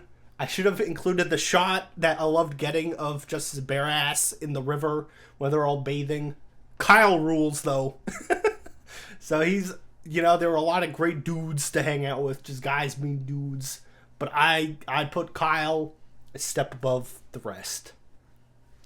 Now, similarly, our next category, Girl Boss of the Year, which let me get down in front. Sorry, ladies. Now, you may be looking at how many images are on the screen and being, hey, Lupo, you goon, why is this the most entries of any category so far? To which I say, shut up. I am just a woman appreciator, okay? I like the ladies. As said before, much more eloquently, women have it tough. I empathize with women a lot, so I feel for them. But also, sometimes they're just cool. And I played a lot of games with a lot of cool ladies. So fuck it. To which I say, you're at the Lupo Awards. Exactly. Look, we can appreciate women here at the Lupo streams in a ethical, as uncreepy way as possible, right? That's what we aim for. So, yeah. Noticing a distinct lack of the Duchess. Ooh. From another Crab's Treasure. Listen, first off, I don't think I could fit any more. I don't know that I could have fit any more PNGs onto this screen. You can't see it. But Celine alone is taking up a lot of space. God bless her. God's bless her. We got some scrunches still. There were some big PNGs here to fit. I had to duck out of this screen just so we can appreciate everyone. There's a lot. I am not a perfect feminist. I am a women's wrong supporter, first and foremost, as we have gone over time and time again. But I had to include as many people as I could. So, we've got Zelda and Midna, both from Twilight Princess. We've got Artemis and Selene, both from Hades 2. We got Jill Valentine from Resident Evil 3. We got Jessica from Lunar. We've got Mitsuru from Persona. We've got Lady Bow from Paper Mario. And I just realized I forgot to put Sita's PNG in here from Fire Emblem. Damn it. You gotta forget something. Nobody's perfect. Po Buddy's nerfect. Sita makes the list because she was easily my MVP of all the characters, period, in that playthrough. She was my most consistently good unit. Her and pretty much every other Pegasus Knight, but Sita especially was a beast. So I'm sorry I forgot your image up here, ma'am. You're a girl boss. You're up here still. Lady Bow, incredible. Love her design. She was one of my better party members. Just what a fun character. That whole like area of her mansion and such is one of the best parts of Paper Mario. That was such a fun area. So of course she gets here. If you've watched Persona 3, you know I like Mitsuru. She just kind of hits very much. So I like redheads. Okay, like let's call a spade a spade. I can blame, I think, Kim Possible and Totally Spies with Sam and Mary Jane in Spider-Man media for influencing young Lupo's tastes. If your character has red hair, I am extra likely to appreciate them. So, there's that. Jessica was, again, I got to talk a lot about Lunar and how it's got the really good 3D, three-dimensional characters. She's great. She's a tomboy, but she's also the party's like healer and cleric. She's got a will they won't they relationship with Kyle. They're going back and forth a lot. She's just really fun and well written, and was again one of my better party members. So on the list she goes. Jill Valentine is just cool. She's just tough and cool. And she was like slaying in one part, like there was just like one throwaway line and look, I forget exactly where I was like, oh. Our Hades 2 ladies. Hades with the ladies. Artemis was one of my favorites back in the first Hades to begin with. I liked her design a lot amongst all the gods, and I feel like her sprite art in 2 is just a huge like improvement step up. It's both very different, but also like just it feels like a really good evolution of her artwork from the first one. And while I bemoan the fact that she's not someone you can regularly get boons from the way you could in the first one, it makes it feel more special when she does show up to help you in Hades 2. So yeah, she's up there. And Selene, Moon Mommy.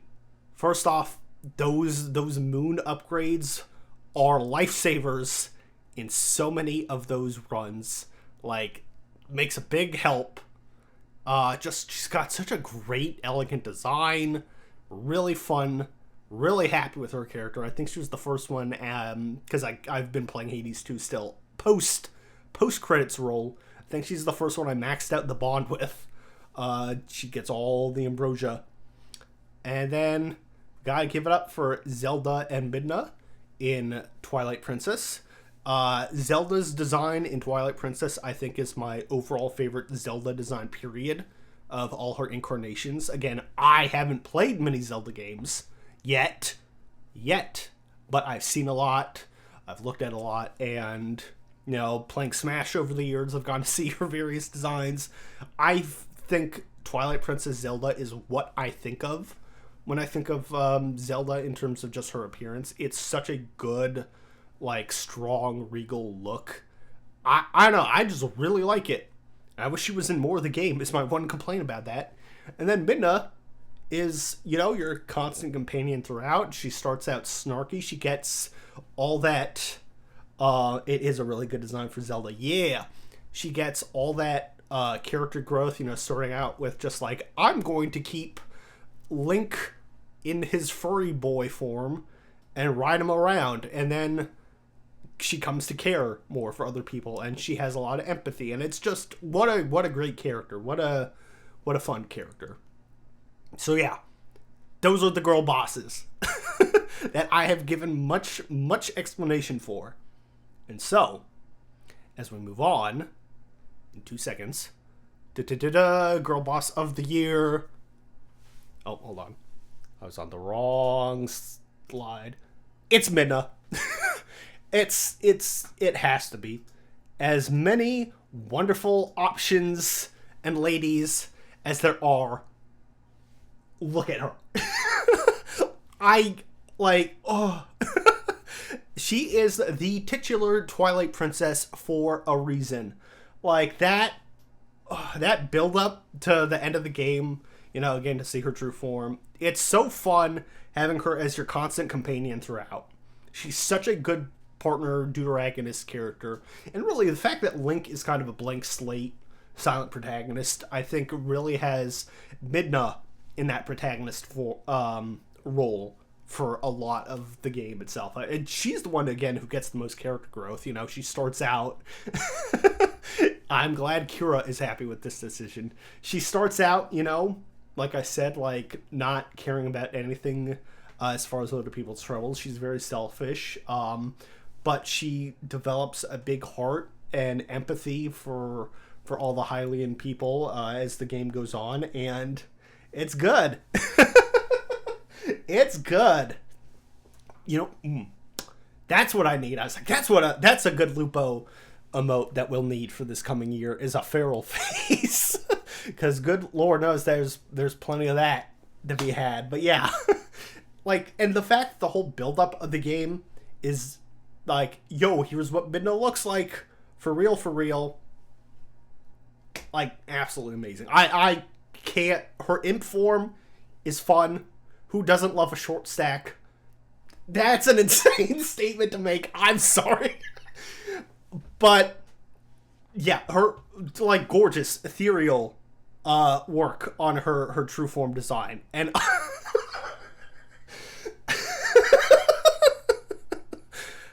and I feel like Midna gets in the girl boss position, too, because... I have been going to conventions for many years now. I've gone to a lot of conventions. I've bought myself a lot of figures and statues over the year, more than I have space for. And so I've gone much better in more recent years, as I've gotten a better grip on both my money spending habits and my spatial habits of not getting as many. But no other character this year from any of my media that I engaged with had me looking for figures and wanting to die than Midna. I have looked. There are some options. None of them are cheap.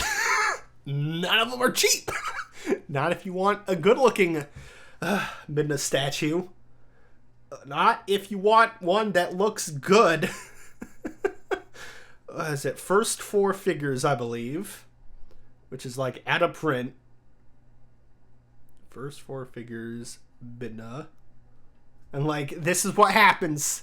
This is what happens when you get into a video game 20 years after it first released, and you've missed the merch train. Yeah, those first 4 figures. Basically, hey, look up Midna statue or figure or whatever on eBay, and you're gonna get $1,000 options generally, which, as much as I like Midna, I am not spending... I do not have 1K to spend. I cannot justify in any way spending 1K on a singular statue of all things, when there are also so many other things I should put my money towards. So maybe someday. That's a like goal to like build up towards. I did find recently, like, a 3D model printed one, where it's, like, not official, but it looks actually good, and I could get it painted, and it wouldn't be terribly expensive compared to some other options, so we'll see. But that's on the back burner, so all that to say, my decision was not entirely made by like, hey, what character did I want to buy a statue for? But the point rather just like, yeah, Midna had that much of an effect on me as far as like just her design and her character is so good. Could not. Let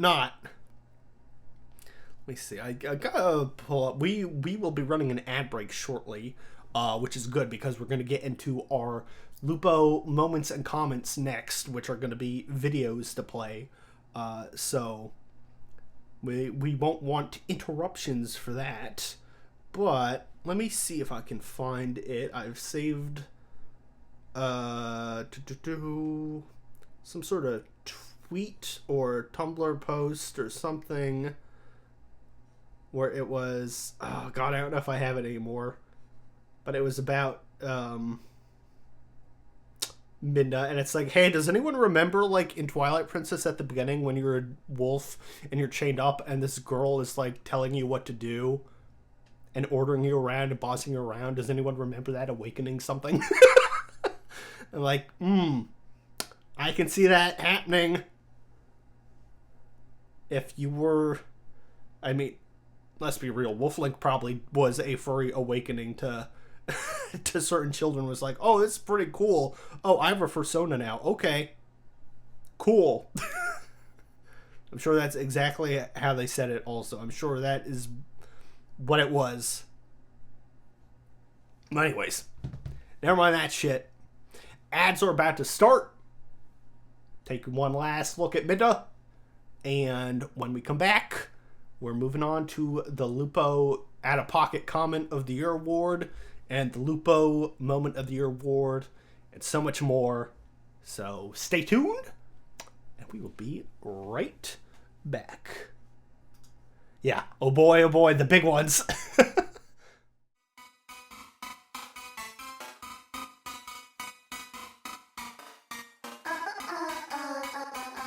Boom, boom, boom, boom, boom, boom.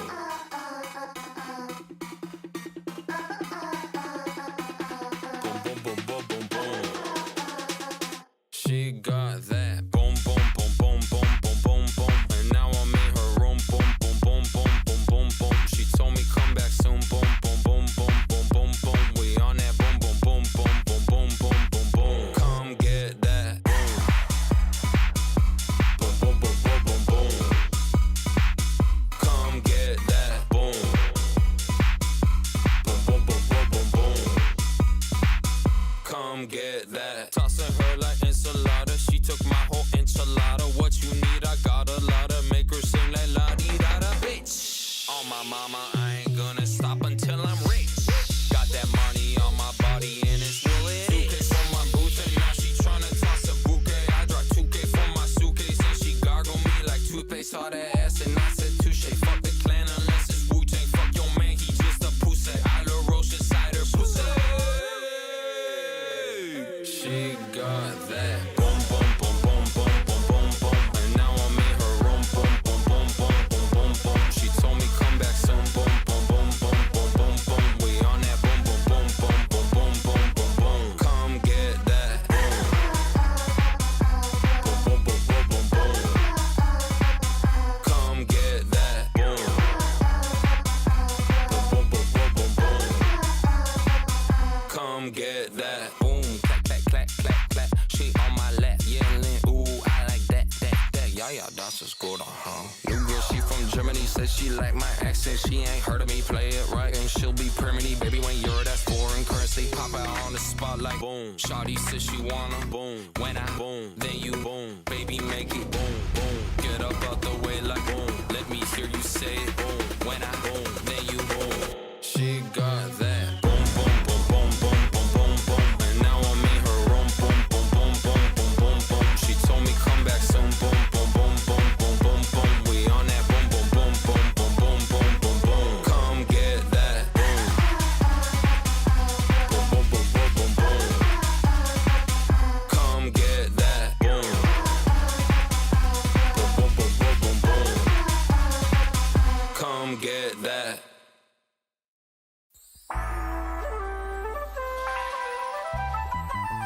Someone said pussy bad for me. She said she gon' pass it over. Baby, no money. Come on. Yeah, yeah, yeah, yeah, yeah, yeah, yeah. I'm on them antidepressants. We feeling good today. Maybe I'm gon' give her some attention. This lady bad, she crazy, yeah, she want me, no protection. Pause. I ain't gonna do none of that shit. Just grab my meat, I ain't taking no pic. She tap my name right under her lip. I did 1, 2, like lickety splits. In front of ice, I need a pico. Yeah, I just had book, call me Nemo. Keep it wet outside, Al Pacino. A6 on my feet, cause I'm a cheapo. Walk out 20X, fun to Nino. Costco, hot all day, yeah, she deep throat. Me and the keys just hit that bingo. I'm on them antidepressants. We feeling good today. Watch me make an entrance. Yeah, I'm the shit today. Antidepressants. Antidepressants. Watch me make an entrance. Yeah, I'm the shit today. Really bust down, my pants down in the penthouse downtown with a real nice view. Got my own 10 bits, big business, the shizness. Talked up, talking about blue. Peanut butter jelly time, peanut butter jelly time, peanut butter jelly with a baseball bat. She wanna get the dick in me, I'm baby, no polygamy. I grab a girl, she creepy with the hell and some money. She try to give me sloppy, toppy, toppy on the mezzanine. I whip it in the window, big ol' then she open sesame. Walk out 20X, fun to Nino. Costco, hot all day, yeah, she deep throat. Me and the keys just hit that bingo. I'm on them antidepressants. We feeling good today. Watch me make an entrance. Yeah, I'm the shit today. Antidepressants. Antidepressants. Watch me make an entrance. Yeah, I'm the shit today. And we are back. We are back. Moving on now. We are at the tail end of the awards. This is going way faster than I thought it would. I did not think I was gonna... It's so funny. I'm not trying to rush through these, but I'm like, I put so much more effort into setting up this slide than it's taken to go through all these. But anyways, we have discussed, favorite protagonists and songs and OSTs and games that will make me vomit and women and dudes. And that's all been great. Those have all been things we've experienced this year together in these various games we've played. But now, now, the experience now. But now we're to the part of the experience where there's the big factor involved. Me, the idiot, off to the side. And what's first? It's time for the out-of-pocket comment of the year. As we have often discussed, such as the beginning of this stream, there are a lot of times where I say a lot of crazy shit, and it can be hard to narrow it down. Yeah, get your red cards ready.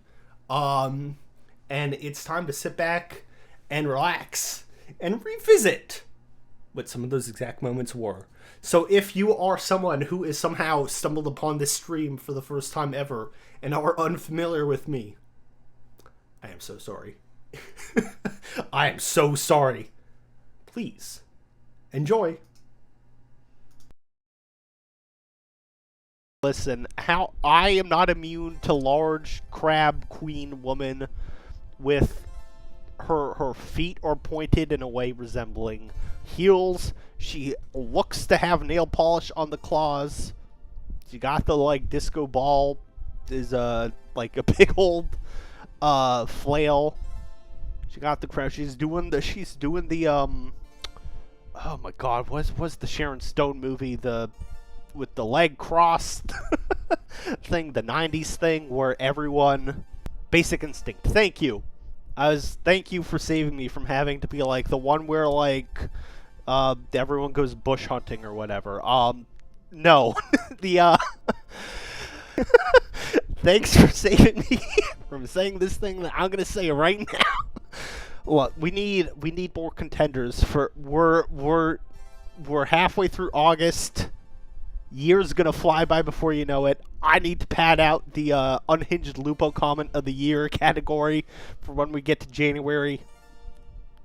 I say as if I will not provide plenty of options before then. What bullshit was that? Stay in there. I'll come to you. Okay? Do not come. Do not come.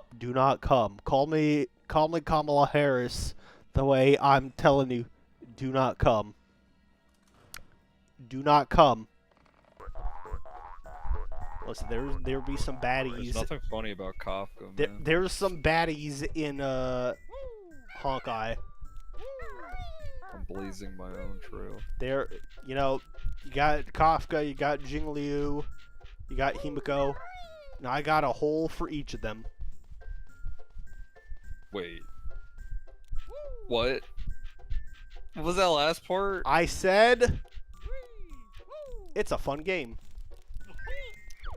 I'm not sure that's what you said. Sorry. Alright, well, Ogma, it's time for you to break this hymen.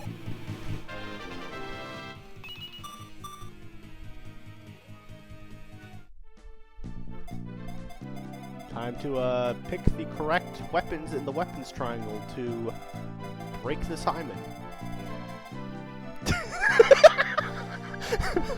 Are we having fun, chat?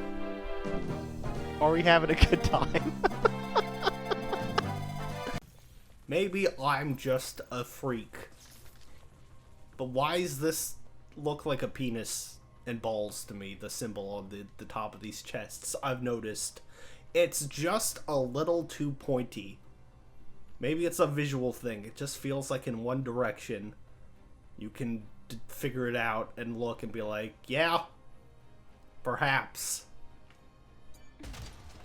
Maybe I'm just a freak. Who knows? This game has changed you. Alright, sit down for Lupo Awards. Oh no. I did see, I learned a new term today. Are you gonna share it with the class? Yes, I am. I was like, huh. It is called Charizarding. And I saw someone tweeted about this, and it was like, well, I just learned what Charizarding is, and it's like, I regret being able to see. And I was like, I have never heard of that. What the hell could that possibly be? Is this some like Urban Dictionary shit? Because I've never heard Yes. of that either, and I'm pretty degenerate. Yeah, I was gonna say, look at that. There's always lows that we can hit still.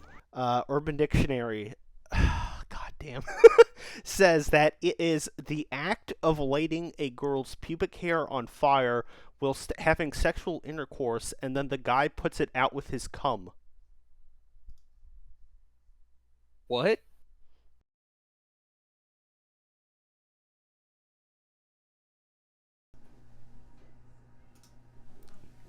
Wow, what a crazy amount of things that got said by one freak in 1 year. And at least those are just the ones that I could remember and source the clips from. Kite's stunned silence is a cherry on top now. I was like, I have to end it with that. It's the funny it's the funniest ending possible. Man who can never shut the fuck up finally shut the fuck up. There's so much more I could include from that. There's a further period in that just with that clip of Kite just going like, you didn't have to share that. You didn't have to say that. So good. Not that term. That's a horrible term and also insane. That is, as Kite put it, some Urban Dictionary shit. Oh, but yeah, those were some of the crazier comments. I loved watching you guys comment as it was going along, where some of it's like, oh, this is more insane to rewatch than Living It was. Just like, or remember like, oh, that was worse than I remember it. God, yeah, I don't know why my streamer brain was shutting down so much trying to talk about Basic Instinct, a movie I've never actually seen, but you know, there's the much oft parodied scene of Sharon Stone uncrossing her legs and just there's some bush, right? But you know what? The lion does not concern himself with the bush, for he loves the grasslands. So there's a lot. That Fire Emblem one, I love watching that clip because you can see I say it the first time and then I'm just waiting for a reaction and I'm like, oh, let me say it again.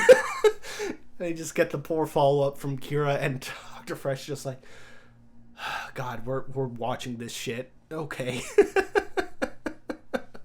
But the winner of Out of Pocket comment, because there were plenty. Let's be so for real. Let's be so for real. I don't think it gets any better / worse than this. You know, I think that's the peak as far as like, yeah, I had to hear this.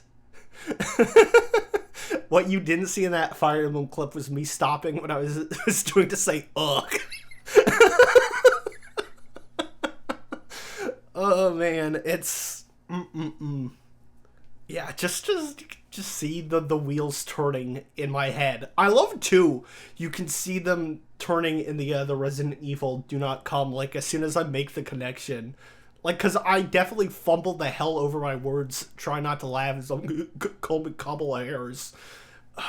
Unfortunately, that video is very funny. Still, just that Do Not Come. But yeah, Charizarding. First off, I really would like to believe in humanity that no one has ever actually done that, ever. That act as it is so described. Because why would you think to do that? Is, I think, question number one. Why would you think of that? So, I can only pray in my belief in the general goodness of mankind that no one has ever actually done that. But yeah, it is exactly as Kite describes it in the clip. Some Urban Dictionary shit. Cause whomst would have done that? So yeah, I've said a lot of things that you all have had to listen to and go like, huh? I feel like that is probably the worst. So on the one hand, I'm sorry. On the other hand, though, that was all the way back in August or September, I guess, rather. Early September, that Banjo stream. And look at this. You're all here still in 2026. So, haven't scared you off yet. Not yet, anyways. Oh, the memories. And now, it is time for the Lupo moment of the year. Slightly different from our out-of-pocket comment of the year. That is always specifically the comment. This is some sort of a moment that happened. Yeah, we're the weird ones for sticking around. Exactly. I'm putting up the field, the radius, and you can leave any time, but please don't. Please don't. Jeb Bush voice. Please clap. Please don't leave. Lupo moment of the year, though, is, to me, what I feel like were some of the most standout, funny moments on stream. Hotel Lupofornia. Once you're a member of the Naughty Crew, you can't leave. We're still not going to be the Naughty Crew, I promise. Well, I can't... don't make promises I can't keep. Anyway, here's some moments which I thought stood out the most, personally, this year. So please enjoy.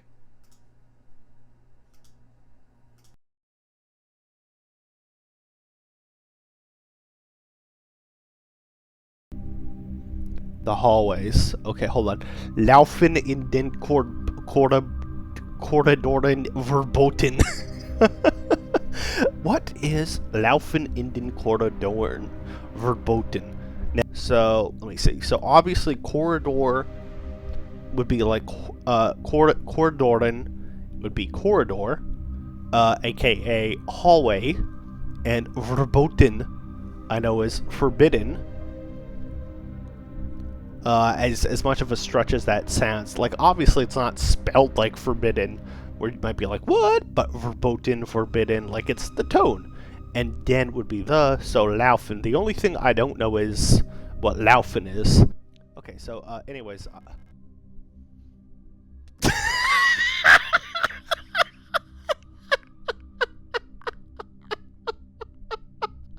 I spent 3 minutes, like, sussing out what it means, only to just walk up and click the interact button and just have it translated for me.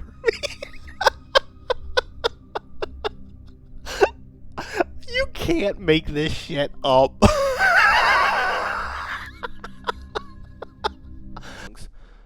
you here for?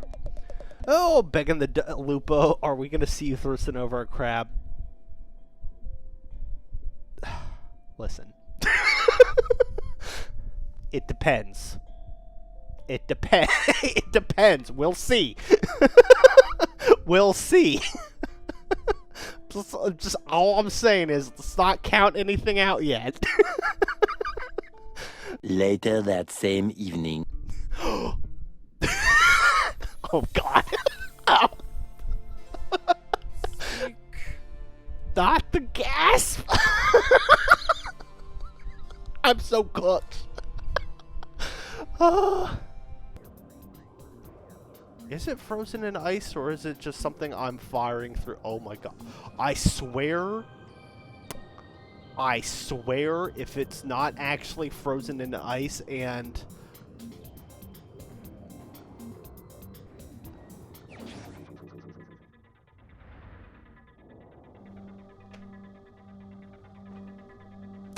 Thanks for coming to the stream, everybody. I hope you all had a good night. Yeah, I'll catch you the next time. Later.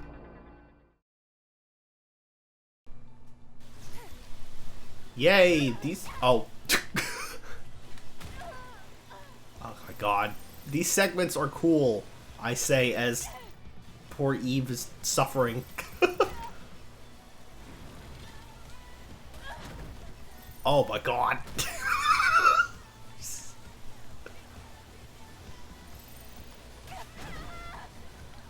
Woo! Good Lord. Okay. Let's try that again with less crashing into every obstacle on the path. How about that? It was a lot faster than I was anticipating.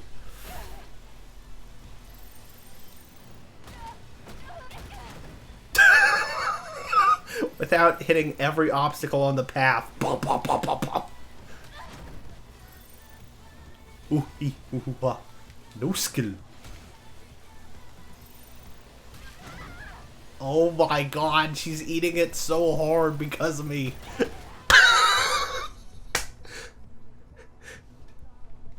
Little oinks are timid and mysterious creatures that hatch from eggs. They spook easily and will run away if you approach them. Observe them from out here. Have fun watching those adorable little oinks. Be careful though, if someone gets inside the fence, all the little oinks will run away. Okay, I would like to see the pig. I would like to see the little oink.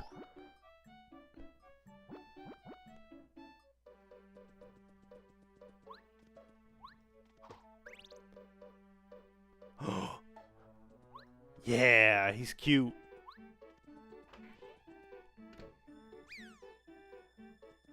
Oh, he... My little oink ran away already.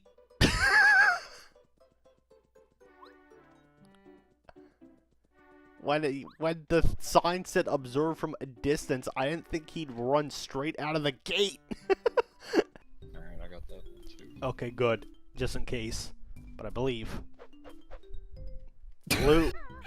Just beat the shit I mean, out it would be easier if it was I didn't have to do a big Yes. jump, but whatever. The pounding is kind of dumb. Me reading a romantasy book.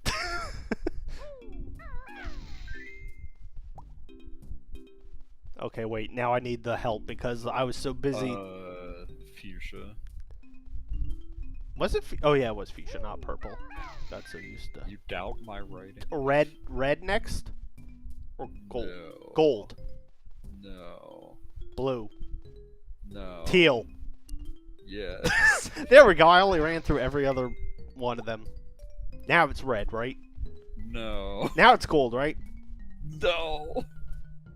It was never gold. Oh, okay. Now it's blue again, right? No. Now it's fuchsia again, right? No. Now it's purple. Yeah. Oh, that one was literally. I sound like a kid on like Sesame Street.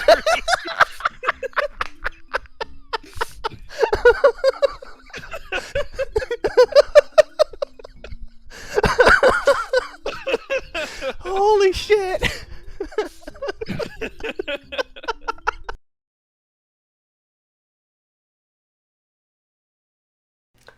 Uh-huh. Many moments. Oh, there were so many. There were so many good moments. You know,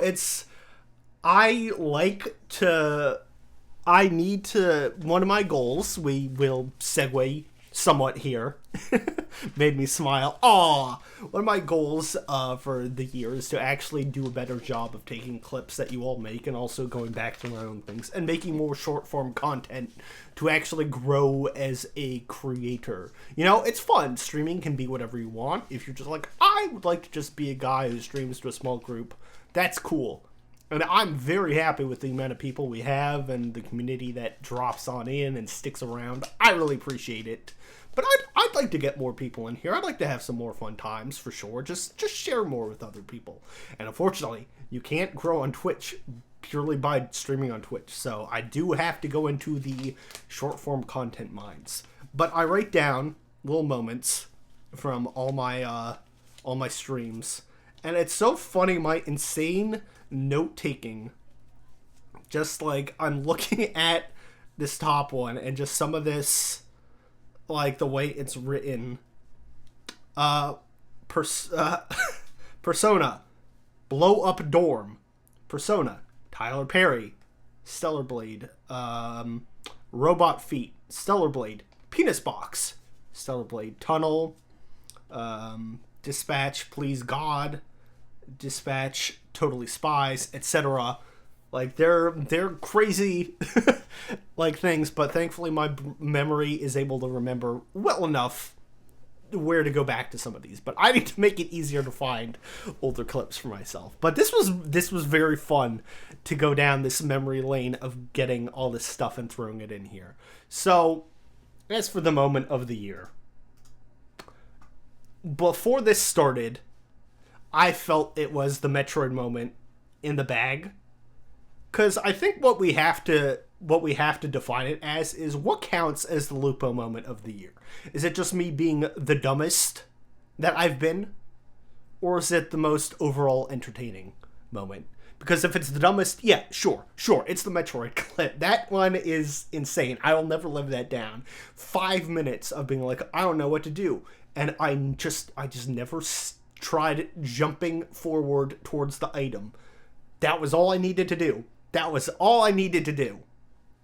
But in finding the clips and reviewing them, that Banjo-Kazooie memory moment, you know, I felt in my heart that's the moment of the year for me.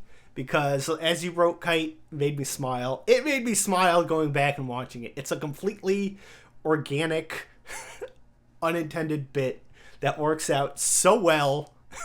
I still look like an idiot, but I'm also playing off as someone else in that moment, and that's great. It was just that whole episode, I think, of Banjo-Kazooie was one of my favorite streams, period. That swamp level. That was such a fun time. That was such a fun playthrough to do because I got to do it with Kite. I love, like I said, I've always loved with streaming the fact that it's sharing these moments and such with other people. That's the fun of it, you know, like this shared experience of the game together.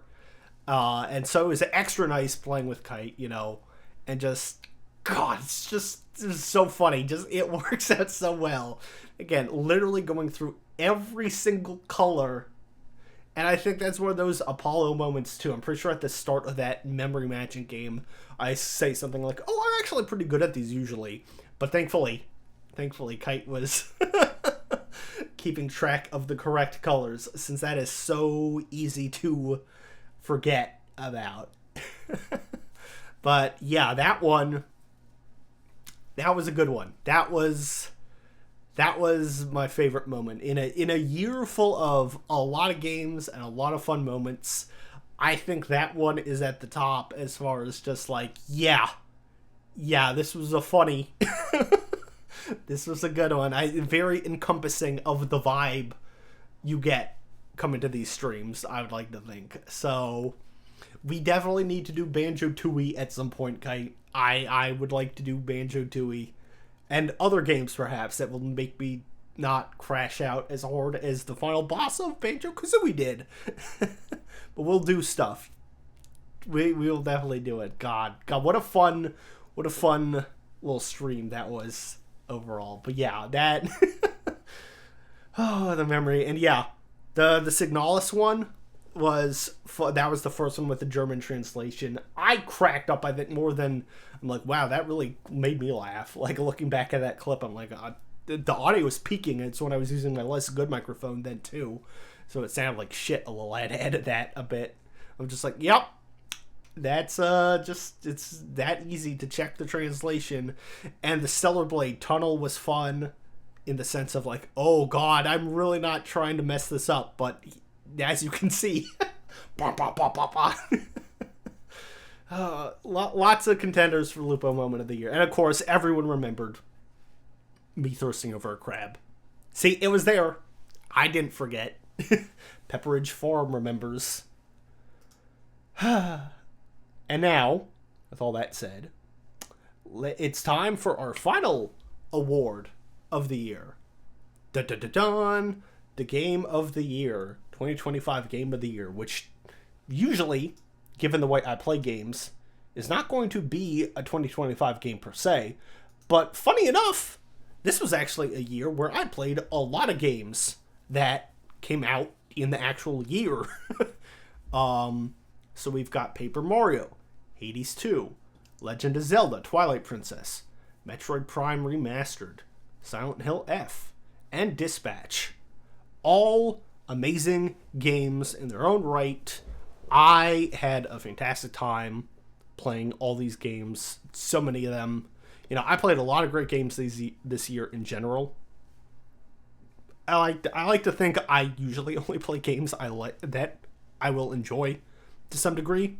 But it's a crapshoot, right? You never know unless it's, I don't know, like in a series you've played regularly, if you'll like it before. And even then, it's you're more likely, not a guarantee. But these 6 games, I think, stood out to me the most as what I just really enjoyed. Like, these were the ones I was the most excited to boot up stream to play. These were the ones that I didn't want to end. These were the ones that were like just most consistently fun. You know, it's very vibes based, a lot of the Lupo awards and decisions, but these are the games that I think I look back fondly. I will look back on the most fondly as time goes on, of what I enjoyed playing the most and experiencing with you guys the most and all that. So, all that preamble out of the way, drum roll, the 2025 Game of the Year is The Legend of Zelda Twilight Princess. Now, I feel like in any other year, I think Hades 2 probably would have been my favorite. Again, not that any other game was bad or anything, but like Hades 2 had my number for a while, and I was locked in on that. But Twilight Princess, legit shocked it wasn't Hades 2. Believe me, Hades 2 is a close second, but Twilight Princess, I think, just happens to be by the end of it. You know, I was like, this is one of my all-time favorite games now. And I think it's the fact that I started it not with that heavy an expectation.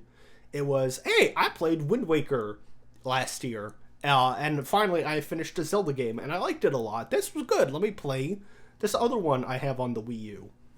And I think it was, I don't know what it was. It was just like me trying to do more stuff, like, for my streams, and not just be like, I'm going to hit play, but I got this art for this one in particular, because I was like, hey, I liked Wind Waker a lot, and Link's a wolf in Zelda, in this Zelda in particular, let me get, and Lupo, as we have discussed, is Italian for wolf, so it's like, what if I got art of me as Wolf Link, and fantastic art, as you can see.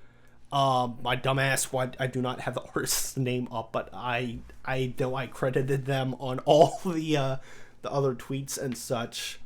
So while I ramble, let me pull up like my old posts and see that. But yeah, it was just, I was like, oh, you know what? Yeah, that'd be fun, right? Getting this art of myself for this. Why the heck not? And the fact that it ended up being one of my all-time favorite games just really worked out in that regard. But yeah, I think it's because of the fact that I went into this without the expectation that I would walk away with like, oh yeah, this is now one of my absolute favorites. You know, Hades 2, I loved the first Hades, and I'd played a good amount of the beta, so it wasn't a huge shock as much that like, oh, I really like Hades 2. It's like kind of expected, but still very worthwhile. Great game, still has a lot of stuff I love about it, but there's just something about Twilight Princess that just hit all the right notes for me, you know? Art by Ren07 is who did this. I will write that name in the chat.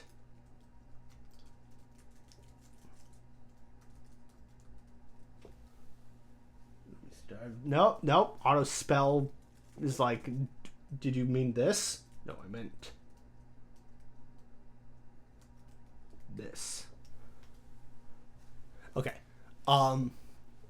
But Twilight Princess, the music, the look, the vibe, the characters, the gameplay, just it all coalesces into that nice, great pot of enjoyment that I just loved getting out of it. It's such a good game. And yeah, I think again, just the fact that I'll just repeat it a third, fifth, 100th time, whatever. Going in with just like, oh, I expect to like this game, not I think this will be an absolute favorite, is why it really hit so much. I did not want the Twilight Princess streams to end. You know, it was one of the longer parts this year. I think it's 11 streams in total to play through Twilight Princess. And in part, it was like, I don't want the game to end. And I just really, really appreciated it. Again, all these games on this list, like, just fantastic. You know, Paper Mario was such a joy of an RPG. I loved the writing. I loved the characters. The art is so fun. Like, the gameplay is so fun. That very innovative, like, timed stuff, which I'm sure doesn't happen in any sort of RPG that was, like, really popular for everyone else this year. I'm sure it's not anything like Paper Mario. Hades 2, you know, I can't sing the praises of enough. The art, the music, the gameplay loop. It's just, chef's kiss. You know, Metroid Prime Remastered was a great game.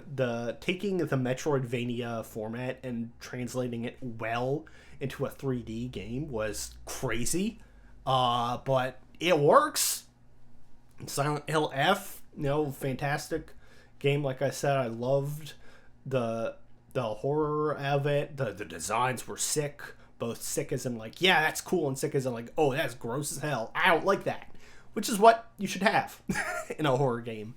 And Dispatch was just like really fun, sharp writing, made me laugh a lot. Just, it was a fantastic year for games in general. It was a fantastic year of gaming. And all that to say, what's on the horizon? So Skyward Sword 2026, you say? Well, it's funny you say that. It's funny you say that. So this is the one part of the stream where I feel annoyed at myself just because it was like I ran out of time. I was going to have a trailer with a cut of all the games that are possibly coming up this year, but I realized I'm like, okay, I need to get to bed. I got all this other stuff, and the most important things were physically getting the videos for all this stuff in here now. So maybe next year there will be a trailer I actually cut of games planned for 2027. But for 2026, I do have a list. And of course, too, this works out. Full disclosure, as I look at this list. This is games I would like to play. I cannot 100% guarantee all of them. Like, because different things will happen, different plans will happen, life will happen, we'll see. But here is the most solid list, and my mood will change, and I'm sure too, and it'll be like, oh, I want to play this one. But generally speaking, here's the plan. So, we will finish Persona 3 Reload. We are far in that. We're close to finishing that. Well, relatively close for Persona. There's still a couple months in game, but whatever. We'll finish that. We will finish Battle Chef Brigade. We will finish Metroid Samus Returns. The two of those games are shorter, so those will definitely be finished once I get back into my streaming habit regularly, which will not be right away, unfortunately, too. I think part of why I got the analysis paralysis with the end of December was I was like, okay, well, the Lupo Awards are going to be this time, so I have to have this planned for it. It's like I don't really have time to stream these things. And then this first week of weekend of January coming up now, this coming week, I'm going to be at MagFest for a lot of it. Woohoo! Which, yay, fun, great convention. That's a large chunk of time, so, and it's that neurodivergent thing of, oh, I have X thing coming up on the calendar. Time to, get paralyzed by doing things prior? Lupo Magfest meetup in 2027, there is no way that there's going to be enough people wanting that in a year. You are too kind, Kite. That is not going to be a thing. So all that to say, I would like to finish the games I've got going on still. Just not sure when that'll be, but January for sure. There's early games that we've got on the docket still. Those will be wrapped up. So that is for sure our 3 absolutes for 2026. Let's get the big one out of the way. Expedition 33, Clair Obscur. I will be playing it. I've wanted to play it since long before it won all the awards at the end of the year. I've heard nothing but things about it. I like my RPGs. It's got a cool premise. It's got some cool characters from what I've seen. I've done my best to not know too much about it because of the fact that I want to play it and not get spoiled. So, yeah, Lupo French Arc, let's go. And literally, it is less escapable for me now because all of my immediate friend group has gone into it and played it. At least 1 or 2 have played it. But then Kite got to it recently, and Hattie got to it recently. And so I need to play it to talk with the people closest to me. Lupo French Arc cannot think of a more upsetting sentence. This stupid American does not want me to do the parrying. Yeah, it's not fun. Baguette. Oui, oui. Anyways, so yeah, Expedition 33. That's happening. That's an absolute one. For sure. The other one that I would say is an absolute, and we will not be missing, is heard that as Paulette. The other one that we are absolutely not going to miss that will happen is Legend of Zelda Skyward Sword. I liked Wind Waker a lot. It was a great game, as we see. Twilight Princess, amazing. I loved that. So, it stands to reason to do another one. And I feel like Skyward Sword being the next one that released on consoles with the HD feels up my alley as far as the next one to play. I'd like to play a lot of Zeldas. I'd like to play many more of them. I'd like to play the Oracle games because those are on the Nintendo Virtual stuff and many other things. Trying to feel like there was some other Zelda I could think of off the top of my head. I forget what your favorite one is, Kite. It's one of the older ones, but probably play that one at some point. Anyway, generally, more Zeldas are planned. Ocarina of Time, try that again at some point. Majora's Mask, perhaps. But for sure, Skyward Sword is the next Zelda I'm gonna play. Definitely gonna play that one this year. That will happen. I don't have an exact, planned time for that. Like, Expedition will be earlier than later. For sure, Skyward Sword will get to it at some point. But that is a requirement for this year. We will do that one for sure. And now, looking at this list I have in front of me, let's see, what have we got? Kingdom Hearts, Chain of Memories. Yeah, as I've said before, I love Kingdom Hearts. It's probably my favorite series of all time, period. I've never properly played Chain of Memories from start to finish.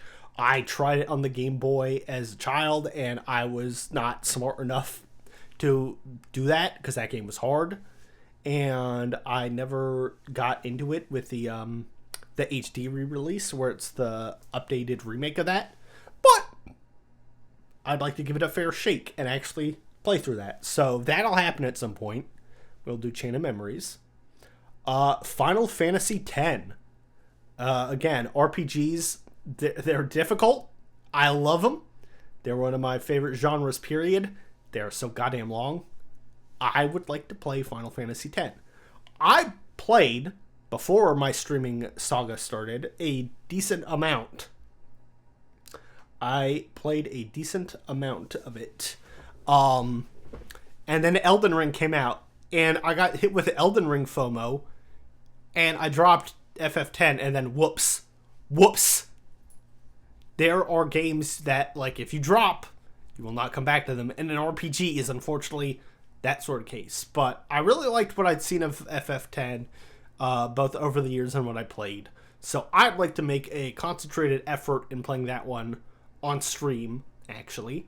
So that's on the list. We got Bomb Rush Cyberpunk. I have been gifted that game by Kite before. That is one that I would like to play. I am borrowing currently from Mr. African Jungle Unicorn Overlord. So that's on the list, because I do want to play that. I wanted to do that this year. I just didn't get around to it with the other games. So Unicorn Overlord absolutely seems up my alley.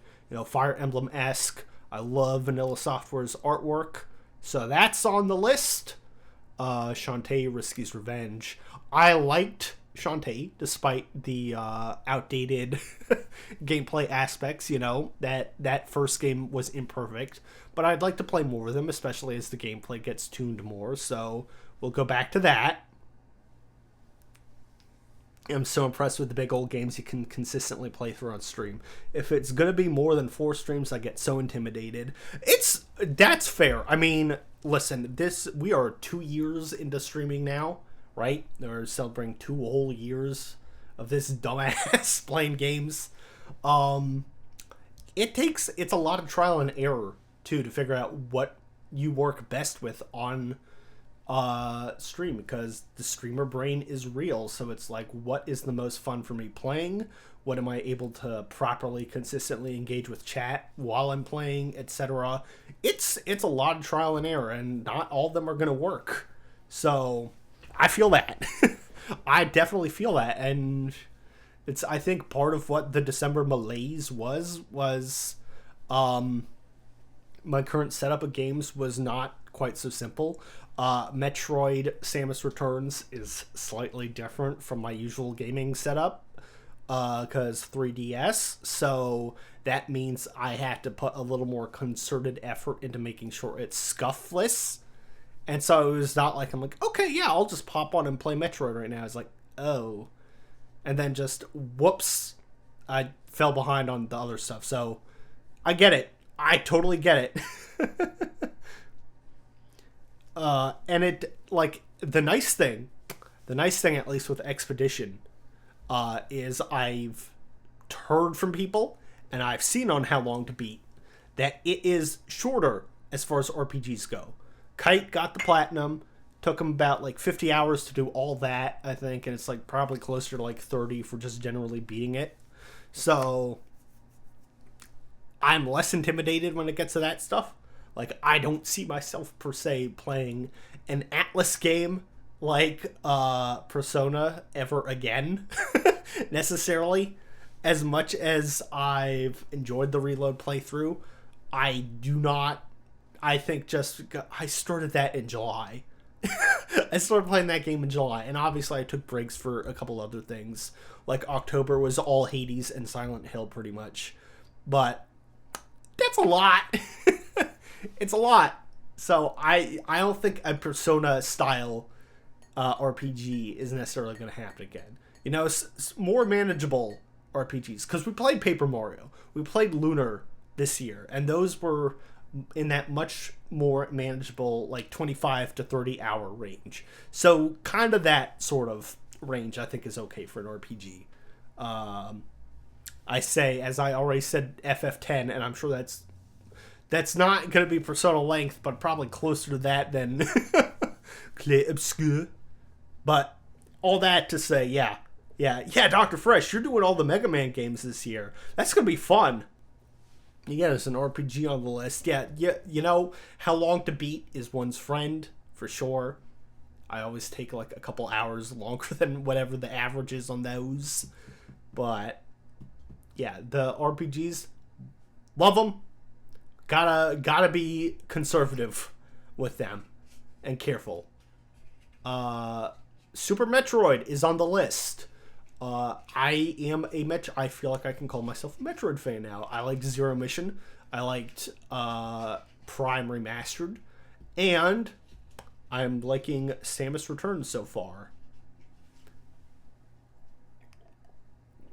So, Super Metroid is a classic. It's on the list. I'll get to it. That one I'm scared of, because that is an older game and I'm just not good. So we'll see, right? We'll friggin' see, but it's on there. Resident Evil Requiem.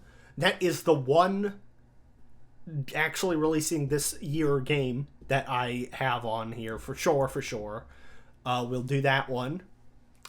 I like my Resident Evils. I like my survival horror. I especially like Resident Evil. That game comes out this year. I'll jump on the bandwagon. I'll be streaming it. We'll do that. That'll be fun. Old man Dilf Leon. He'll get it on. Fate Samurai Remnant. That's a game I've meant to play for a while, but haven't gone to. I love the Fate series. I love mythology. Fate is very cool to me. That's just like, here's a battle royale with all these mythological, historical, legendary figures. Isn't that neat?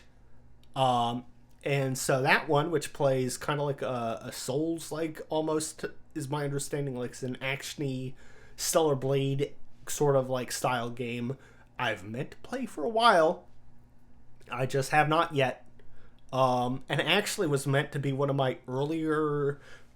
That was meant to be... Here's how long that one's been planned, actually, for playing. That was meant to be my first game that I streamed, I think, fully. It is Lost to the Void. I did... I'm sure old heads like Kite remember, I did do one singular stream of it in, like, January the 2024 when I first started, before I really got going. And it's that stream doesn't exist anymore. That video doesn't exist anymore because it is very much so before I knew what the hell I was doing. Like, the game sound is drowning me out crazy much. Like, I'm just having trouble with a lot of things. Like, it was too big a game to try, I think, for beginning as streaming. So back to the back burner it went. And it was actually planned even to be one of my first streams, like when I planned on debuting earlier than January 2024. Because if I look back at my stuff, the Lupo, you know, it's fun. It's been 2 whole years of streaming. But looking at my actual information, I was like, when did I get like this rough draft of like my model and how it looks? And it's like, oh, I started like... in late 2002, or 2002, that'd be crazy. Yeah, late 2002 when I was 11. No, I wasn't even 11. I was fucking 9. Yeah, 2002. I was like, I'm gonna be an internet person on the internet someday. God. 2022. Late 2022. Before the Justin TV days even. Yeah, on the cutting floor. Oh, God. Yeah, 2022. Late 2022 is when I actually first started reaching out about getting a model done.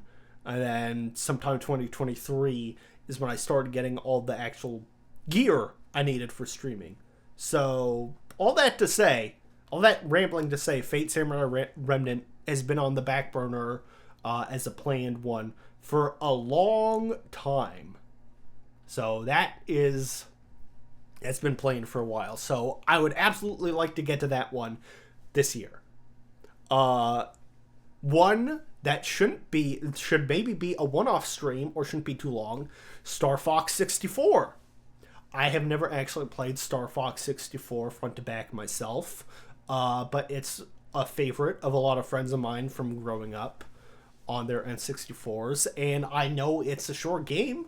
I know you can technically do the whole game in 2 hours, a single campaign, so that'll be a fun one, I think, just again, one of my really favorite aspects of doing these streams is getting to visit classic games that I just didn't play when I was younger because I didn't have those systems. So getting to visit things people love that I hadn't experienced before, that's up there. So Star Fox 64, I think, can happen for sure. I think that'll be one for sure. Let's see here. Rayman 2. Yes, actually, this was a more recent addition, but Rayman 2 got put on the Nintendo Virtual Shop recently for the N64. And yeah, I have good memories of playing Rayman 2 at a friend's house on his N64 back in the day and having fun with that. Yeah, so we'll see. Godspeed.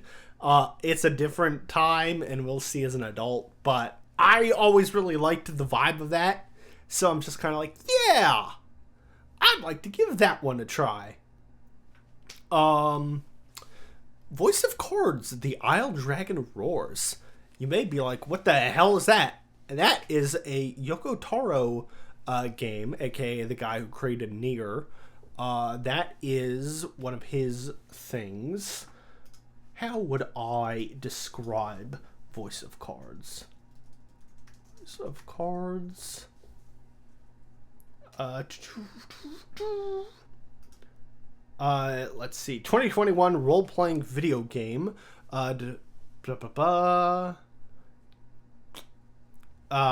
a role-playing video game which presents its world, characters, and battles in the style of a tabletop role-playing game. Everything is represented using cards, with the player navigating environments as a game piece. Yes. Okay, so yeah, I'm just like, yeah, that sounds neat. And I like me some Yoko Taro, and I haven't played a Yoko Taro thing in a hot minute, so that's gonna happen. Cannot wait for the Lupo Gunner moment with Lai and Rayman 2. Lee! God! Is that what you've reduced me to?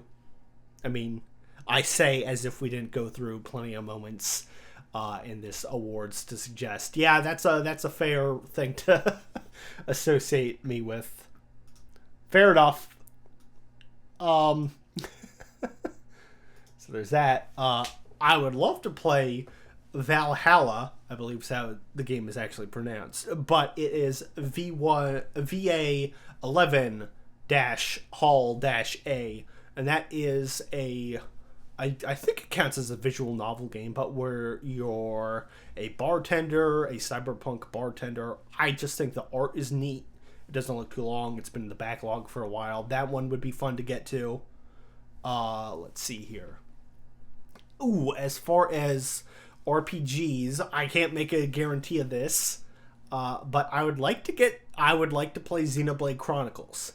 I have heard nothing but good things about the Xenoblade games over the years. And, as someone who loves RPGs, that seems right up my alley. My fear has always been I played Xenoblade Chronicles X on the Wii U. And I liked it on the whole. But I finished that game. I never could fully get my head wrapped around the combat. The MMO auto style combat eluded me. And so I had a much harder time with that game than I think I should have. So on the one hand, I'm like, I'd love to play the other Xenoblades. They play like that. I don't know how I'll do. But having streaming that with a chat to help offer guidance and assistance wouldn't be the worst thing. That could help. That could help with some moments where I'm like, I don't know what I'm doing. So there's that. So we'll see about that. Tomb Raider Remastered. I actually like the Tomb Raider games a lot of what I've played of them anyways, which is the reboot series back in 2013. I've only played the first two out of that trilogy, but I got the Tomb Raider Remastered stuff on a sale once. I'd love to play through those, at least the first one. The Game Awards this year, the thing I was most excited about with the announcements was like, 2 Tomb Raider games? Okay. I just think they're neat. So I like to get to that at some point. Classic oldie school stuff, Spyro Reignited Trilogy. I love Spyro the Dragon. He was my mascot platformer growing up. I did play at one point the original game, or the first game in the Reignited Trilogy, I guess, rather, and did that pre-streaming.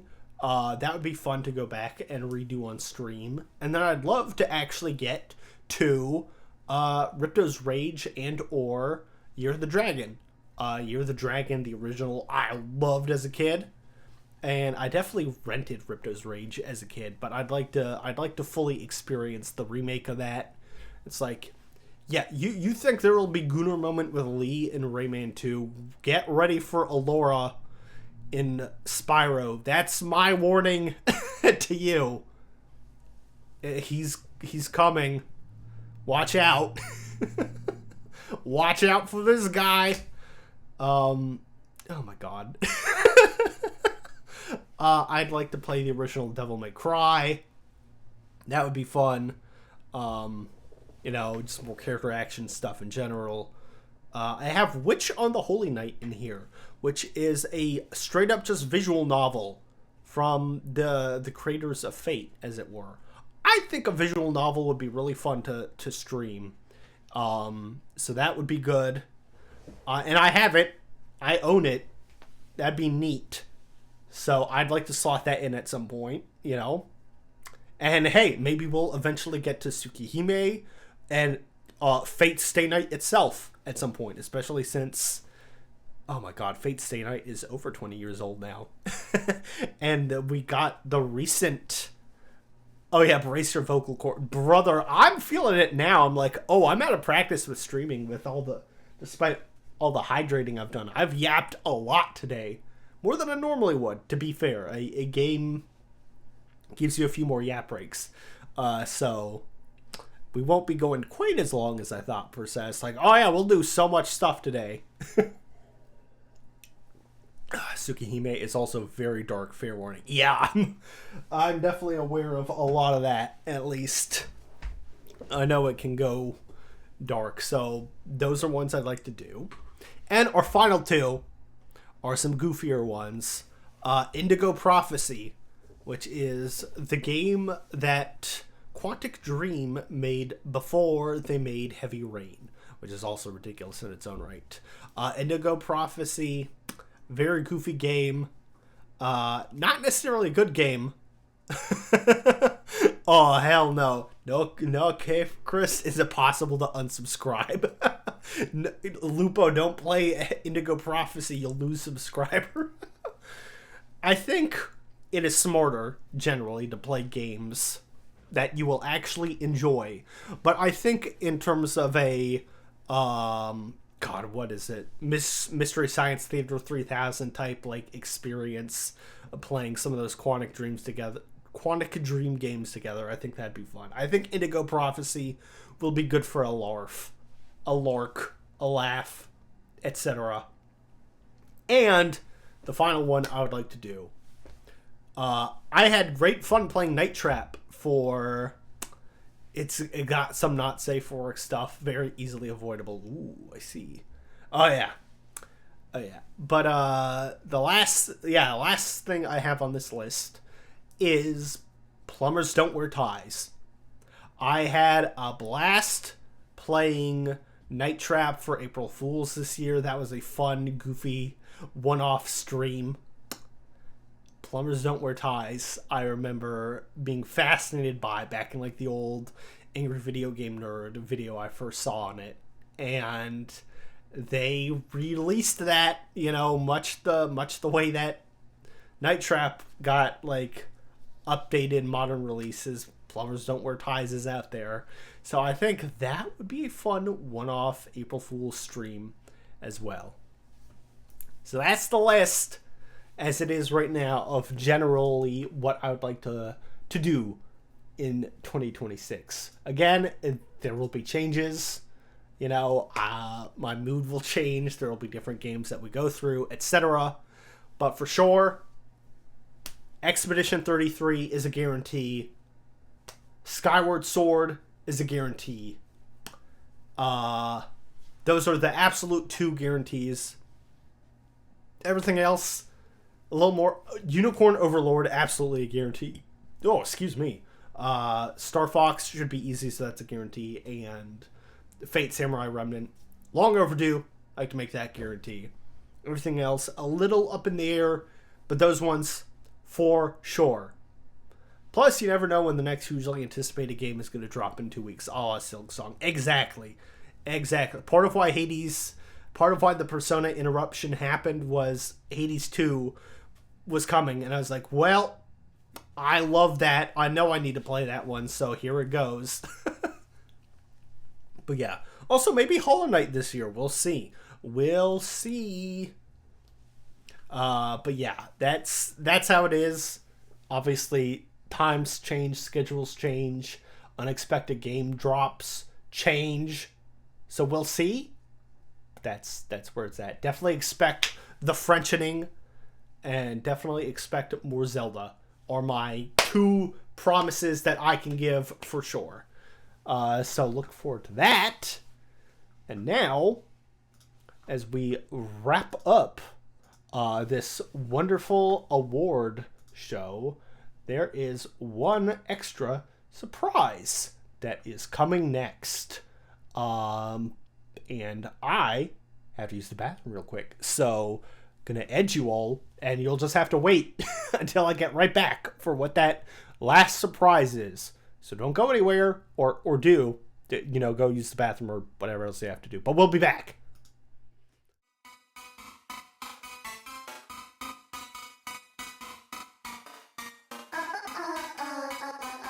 Boom, boom, boom, boom, boom, boom.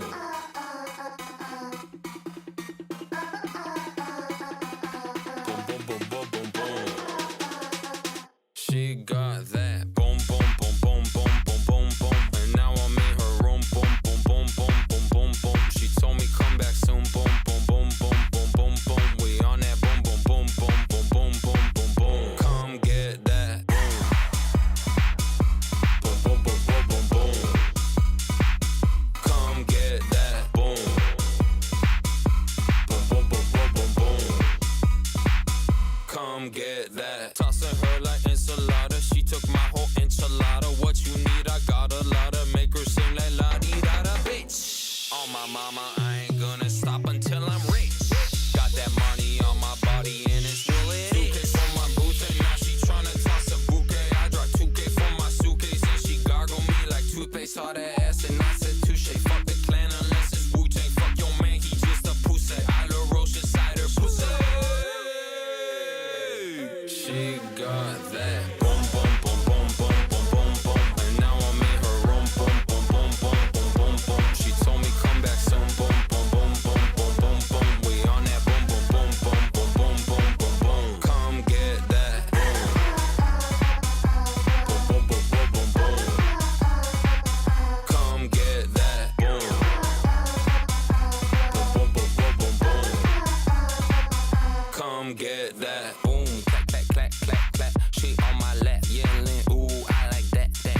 yeah, das ist gut, New girl, she from Germany, says she like my accent. She ain't heard of me, play it right, and she'll be permanently. Baby, when you're that foreign currency, pop out on the spot like boom. Shawty says she wanna boom. When I boom, then you boom. Baby, make it boom, boom. Get up out the way like boom. Let me hear you say it, boom. When I boom, then you boom.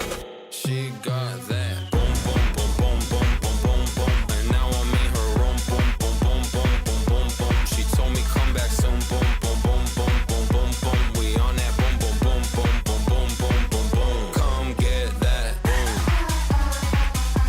boom, boom, boom, boom, boom, boom, boom. Come get that boom, boom, boom, boom, boom, boom, boom. Come get that.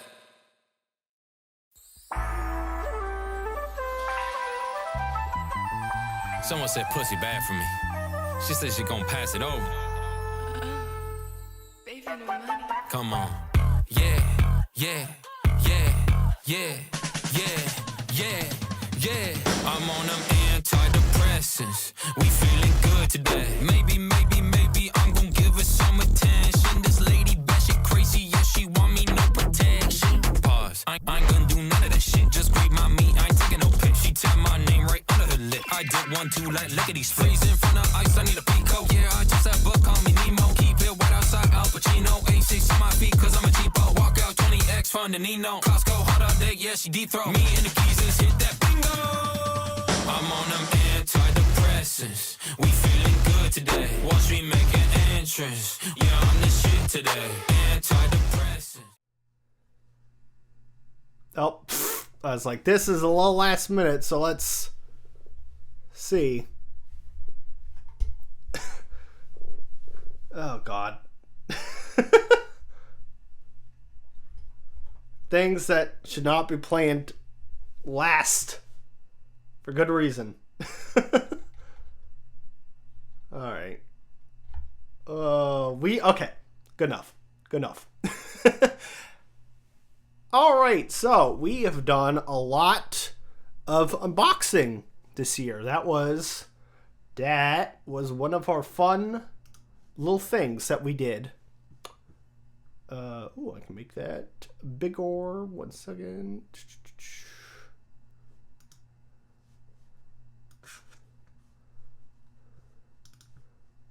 Yeah, so this year, we had the release of a couple of thingy-madingies. In those cases being V-Card, the fun cards for VTubers. Well, just focus in on what matters most. My desk mat. And those were a lot of fun streams. I really liked unboxing streams. Those were great fun. And I got to open the first set of V-Cards, and I got to open the second set. And there were some big moments for both of those. In particular, for me, what I always liked was I got the 10-card Amelie in the first set opening, and I pogged really hard, and it sounded like I was taking a shit, according to you people. And then I won, by pure happenstance, I won an extra box for the second set of V-Cards that they released on Twitter. I happened to have my name drawn amongst a random amount, and I got that box, and that box had a God pack, where it was the gold pack with 4 of the super ultra rare cards in it, and that was crazy. So all that to say, my general good gacha luck has worked out very well on these streams. So it's time for unboxing. It is time for unboxing. I happened to find, while doing Christmas shopping this year on eBay, some actually reasonably resold individual packs for a moderately normal price. Nothing obscene. So it's like, I'll treat myself. And so I did. And they actually ended up arriving earlier than anticipated. So you know what? We're going to open them together. Our first little unboxing opening of cards for the new year. to kick things off. And we'll see if my streamer luck extends to any of these. You know, I didn't get Alma's 10 card from the second box set, but I could still. And her let's, you know what, let's aim big for the moon.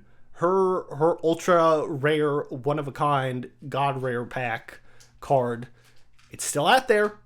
Hasn't been found yet. It could be in one of these. Will my luck and love for my Uga Oshi meet? I don't know, we'll see. But yeah, let's we got 8 packs to go through.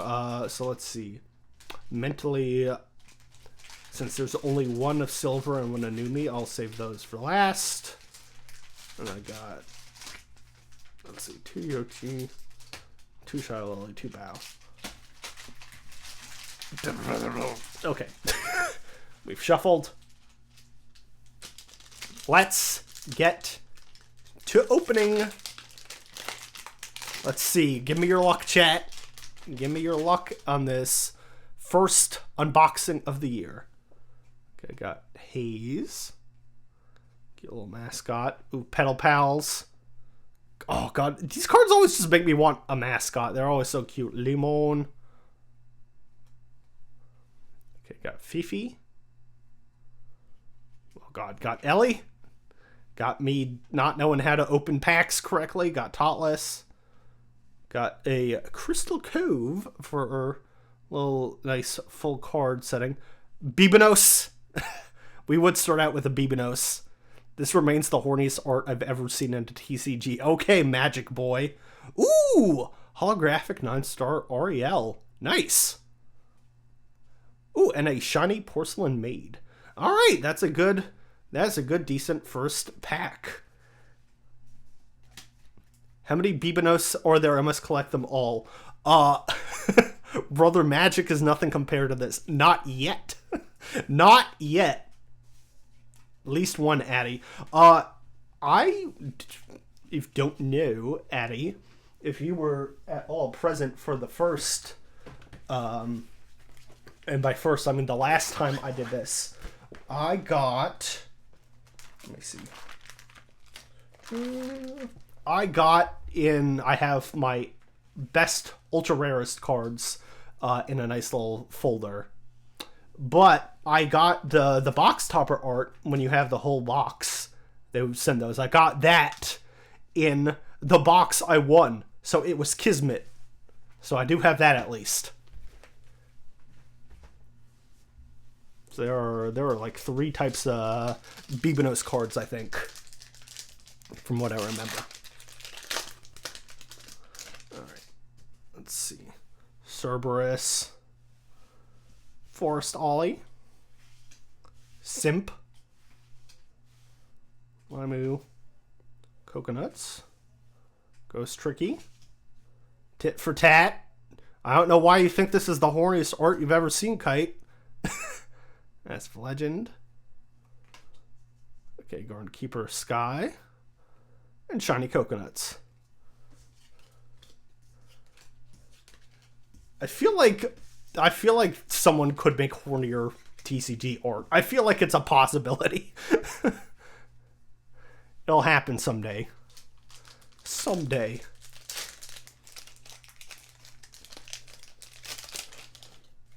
Let's see. Okay. Cerberus again. Frogolites. Froglodites. Sorry, I forgot that. That's such a fun name for community. Lord Aethelston. Totless. Toma. Ooh, I don't think I ever got restraining order before. What most people in my chat would like to file against me, I think. Shiny Crystal Cove. Ooh, shiny 9-star Poseidon. Ooh! And a shiny 10 Yokalesh. Nice! There we go. There's our first rare one. I don't think I've gotten a restraining order before. Good. There's always... It's a new year, new me. New year, new me. There's plenty of time. 2026 is going to be my year for real.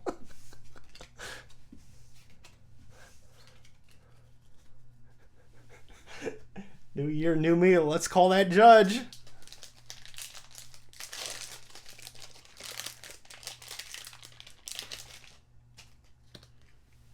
We love the Cerberus ones tonight, huh? Babble Buddy. Aspire. Lord Aethelstan. Anners. Splash damage. Shiny Hot Pot. Unstorve. And Shiny Suko. I was looking through too because on the VCard site they list all the cards rather that they have images for all the cards available, and they only release the images for those god rares when they are all found. And so Alma's hasn't been found yet. A lot of ones that I would have wanted are actually not that I'm expecting to find a one of one genuinely. A lot of the ones that I would have liked are found already. Baby No Monies has been found. Sonson's has been found. Good amount have been found. I don't remember seeing. I don't know if I got a Shock to Mew before. That's a cute one.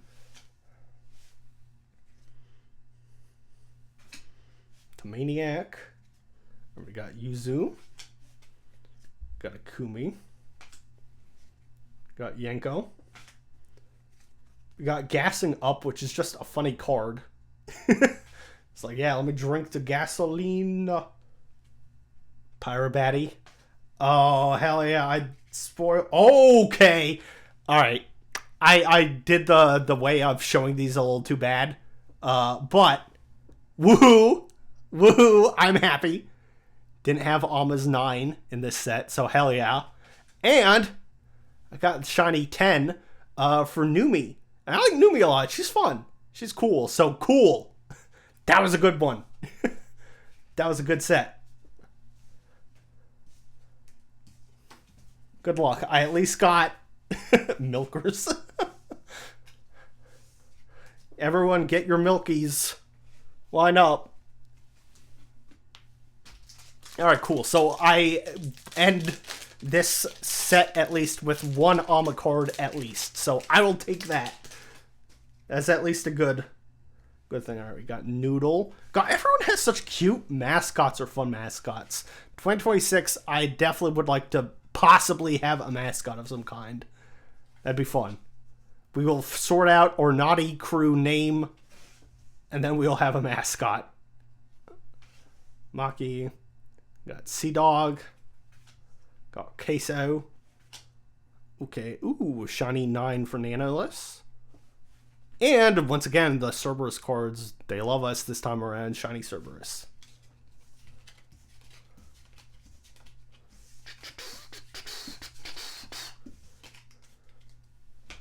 Alright. Last two packs. The one Silver Veil pack.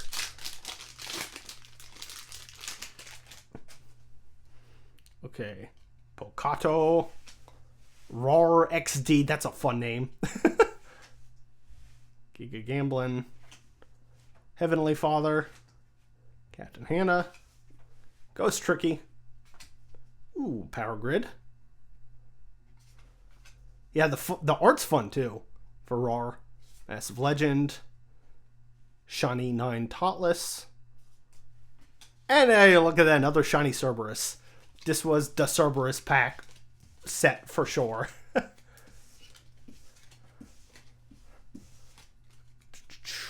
Alright.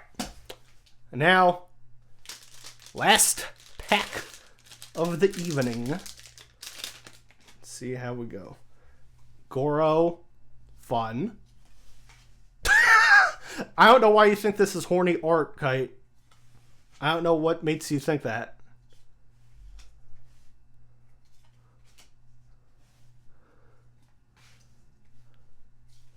No, Secret Grove. I don't know why you think what you think. Alright, 9 Captain Hannah. And Shiny Little Kogamoth. There we go. Alright, that was a fun set to open through. And again, thankfully, I found an actual reasonable seller in that these were not overpriced. So that was fun. Hey, I got my 9 Amelie. I got a 10 Numi. Good set. Good set for that small amount. Thank you for the luck. My good luck granting crew. Yeah.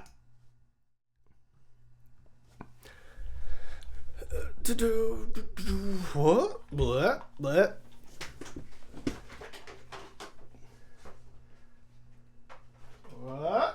Hold on.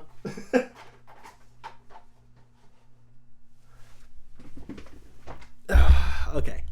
God, he looks he looks so out of it when like the camera's not focused on him. Oh.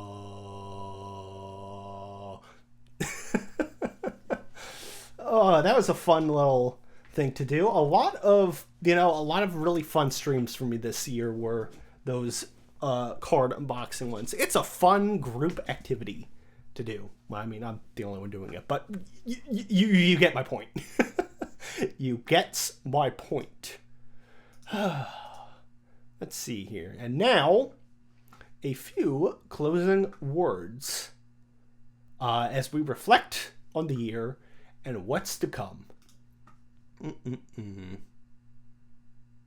So, 2 years ago, we started. That's crazy. January 7th, I began this streaming journey, and it's been a blast. It's been some of the most creatively fulfilling, fun stuff that I've gone to do. So seriously, from the bottom of my heart, thank you all for choosing to show up and hang out. It's so wonderful just to share this time and space with you all. I really, really appreciate all the support. 2025, I know, was a rough year for a lot of people in general. Nothing terrible for me, but just, it was a big, busy year, and I'm hoping for all of us going forward, 2026 is going to be better. We can make it better. We can all work towards that at least. But there was a lot of good in 2025 for me still too when I look back. There was all the fun moments we reflected on. I had a lot of laughs with you all. I really played a lot of fantastic games, like fun games. I got to watch/listen to Epic the Musical with you all for the first time, and that was so good. I loved that. I can't sing the praises enough for that. Again, it made me cry on stream. But a good thing. I said it during that stream that it making me cry was good because I haven't been moved to tears by a piece of media in a while, or I hadn't rather in a while in that time, and I was kind of worried, on some deeper level within my heart that I was becoming emotionally stunted by just the way the world is. There's a lot of frustrating things that happen, in this day and age, and I definitely was I think a lot of my emotions had been deadened somewhat by all that we've been through globally in the last 6 years. But there's proof that good art still is going to find its way into my heart and move me and make me feel just really good and happy and glad that I'm here experiencing all this stuff. So that was really fun. I'd love to do like more react streams to certain things going forward in 2026. That watching along with Epic was such a fun time, and was such a great just musical, and going into Hades 2 right after that was fun. The unboxing streams, I'd love to do more of those have been fun. Just generally more stuff. We did the Bloodborne Smasher Pass. I'd love to do more fun presentations like that, because really the Lupo Awards themselves are, a similar presentation, and it's fun. It's a lot of work. It's a lot more work than just sitting down and like being like, I'm gonna play a video game badly, but it's worth it. It's really, really worth it. So that was great. So yeah, 2025, I got to go see Otto in concert, one of my favorite musicians, and I got lucky enough that gotcha luck pulling itself out where it's like, oh, you're by yourself? Well, we're going to upgrade you to a floor seat for free. That was incredible. Again, to see her perform from down on the floor, like floor seating, amazing. That was crazy good. And yeah, there's just a lot of stuff to look forward to. I had my first MagFest just a whole year ago, and it's coming up this week again, and I'm looking forward to having a lot of fun there too. Come back refreshed from that, ready for more streaming. We've got a lot of games, that we'll get to, like Expedition and Expedition is on the list. What did I say was the other one? Guaranteed, because I am a dum-dum. Oh my god, Zelda. Zelda's the other guarantee. Oh, I know what else I'd like to do. I missed it. I passed it over on the list somehow. Super Mario Galaxy. I'd like to play before that movie comes out. Because I've heard, nothing but good things about Super Mario Galaxy over the years. And hey, that seems like a good enough reason to get to it sooner rather than later, the Super Mario Galaxy movie coming. So consider that one on the list also. Super Mario Galaxy is on the list. But yeah, before I become too much of a rambling mess, there was a lot of fun moments. We did a lot of stuff. I would love to continue to grow this year in new ways, pushing myself forward, doing content that is a little different from just sitting and playing a video game. Not that there's anything wrong with that. It's fun. But I'd love to do lots of bigger, more exciting things, especially given how much of a blast hosting the events was this year. Hosting the Lupo Awards was so fun. So I'm definitely looking forward to make that even bigger and better somehow next year. There's goals I had said at the start of last year that I didn't meet, but instead of beating myself up over it, we're just going to go into 2026 refreshed and thinking hard on some of that. For your consideration, Gravity Rush. Ooh, I did play the first Gravity Rush. Gravity Rush 2 is in the backlog, so consider that. Consider that. Let's see. Like last year, I was like, hey, I used to draw for fun, and I didn't do that. Well, I haven't done that in a while. I should start that this year, and I didn't. But there's time. Like maybe I'll do a stream where I'm like, okay, I'm gonna draw, and you guys can give me prompts, and that'll like help, and we'll just doodle together or something. We'll have fun drawing. I'd said I'd like to take singing lessons. I'd still like to do that, especially now that I'm more song-pilled after Epic. I've sang along to a lot of those. Draw pile stream. Ooh, that'd be fun. Yeah, definitely. I definitely think, like a draw pile type stream. That'd be fun. So, you know what? Writing that down, making a mental note of it, also writing it physically in my notes. We will do a drawing stream together. That'd be fun.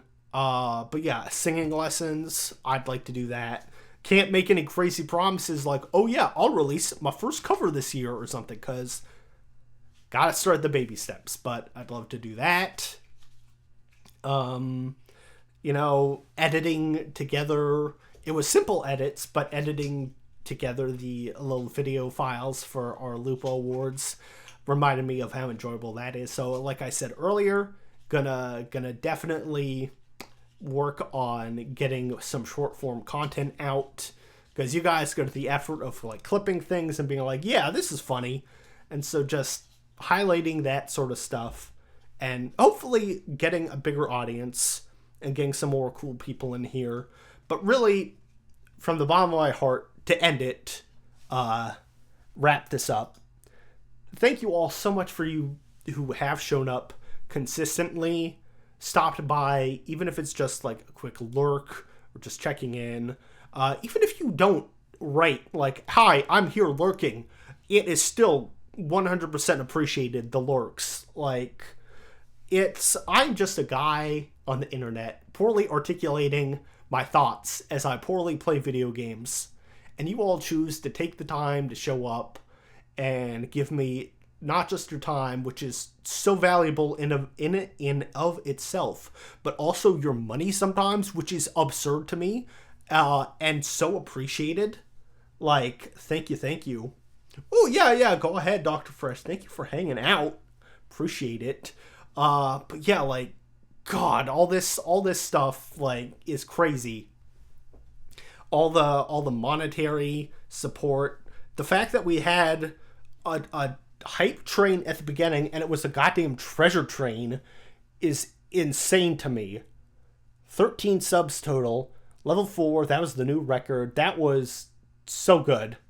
That was so crazy. So thank you all for that. Like, it's really hard to put fully into words how much this means to me. You know, streaming was just something I wanted to try for fun 2 years ago, and to see how far we've come at this point already, you know, and there's so much further that we can go still. It just means a whole lot. So thank you all for sticking around.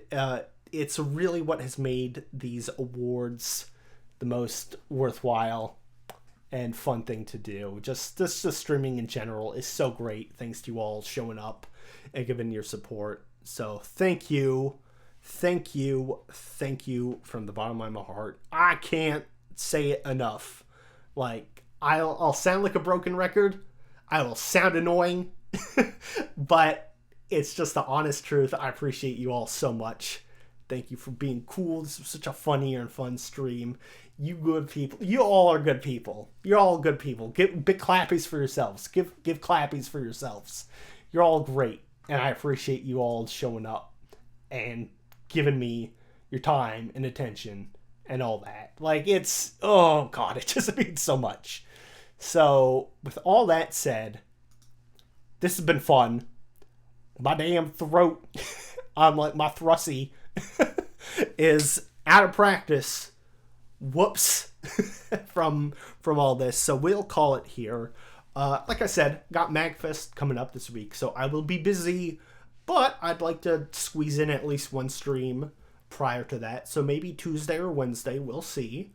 And then really next week, so was that January like 11th? Is that the first Monday? January 26th. What are we looking at?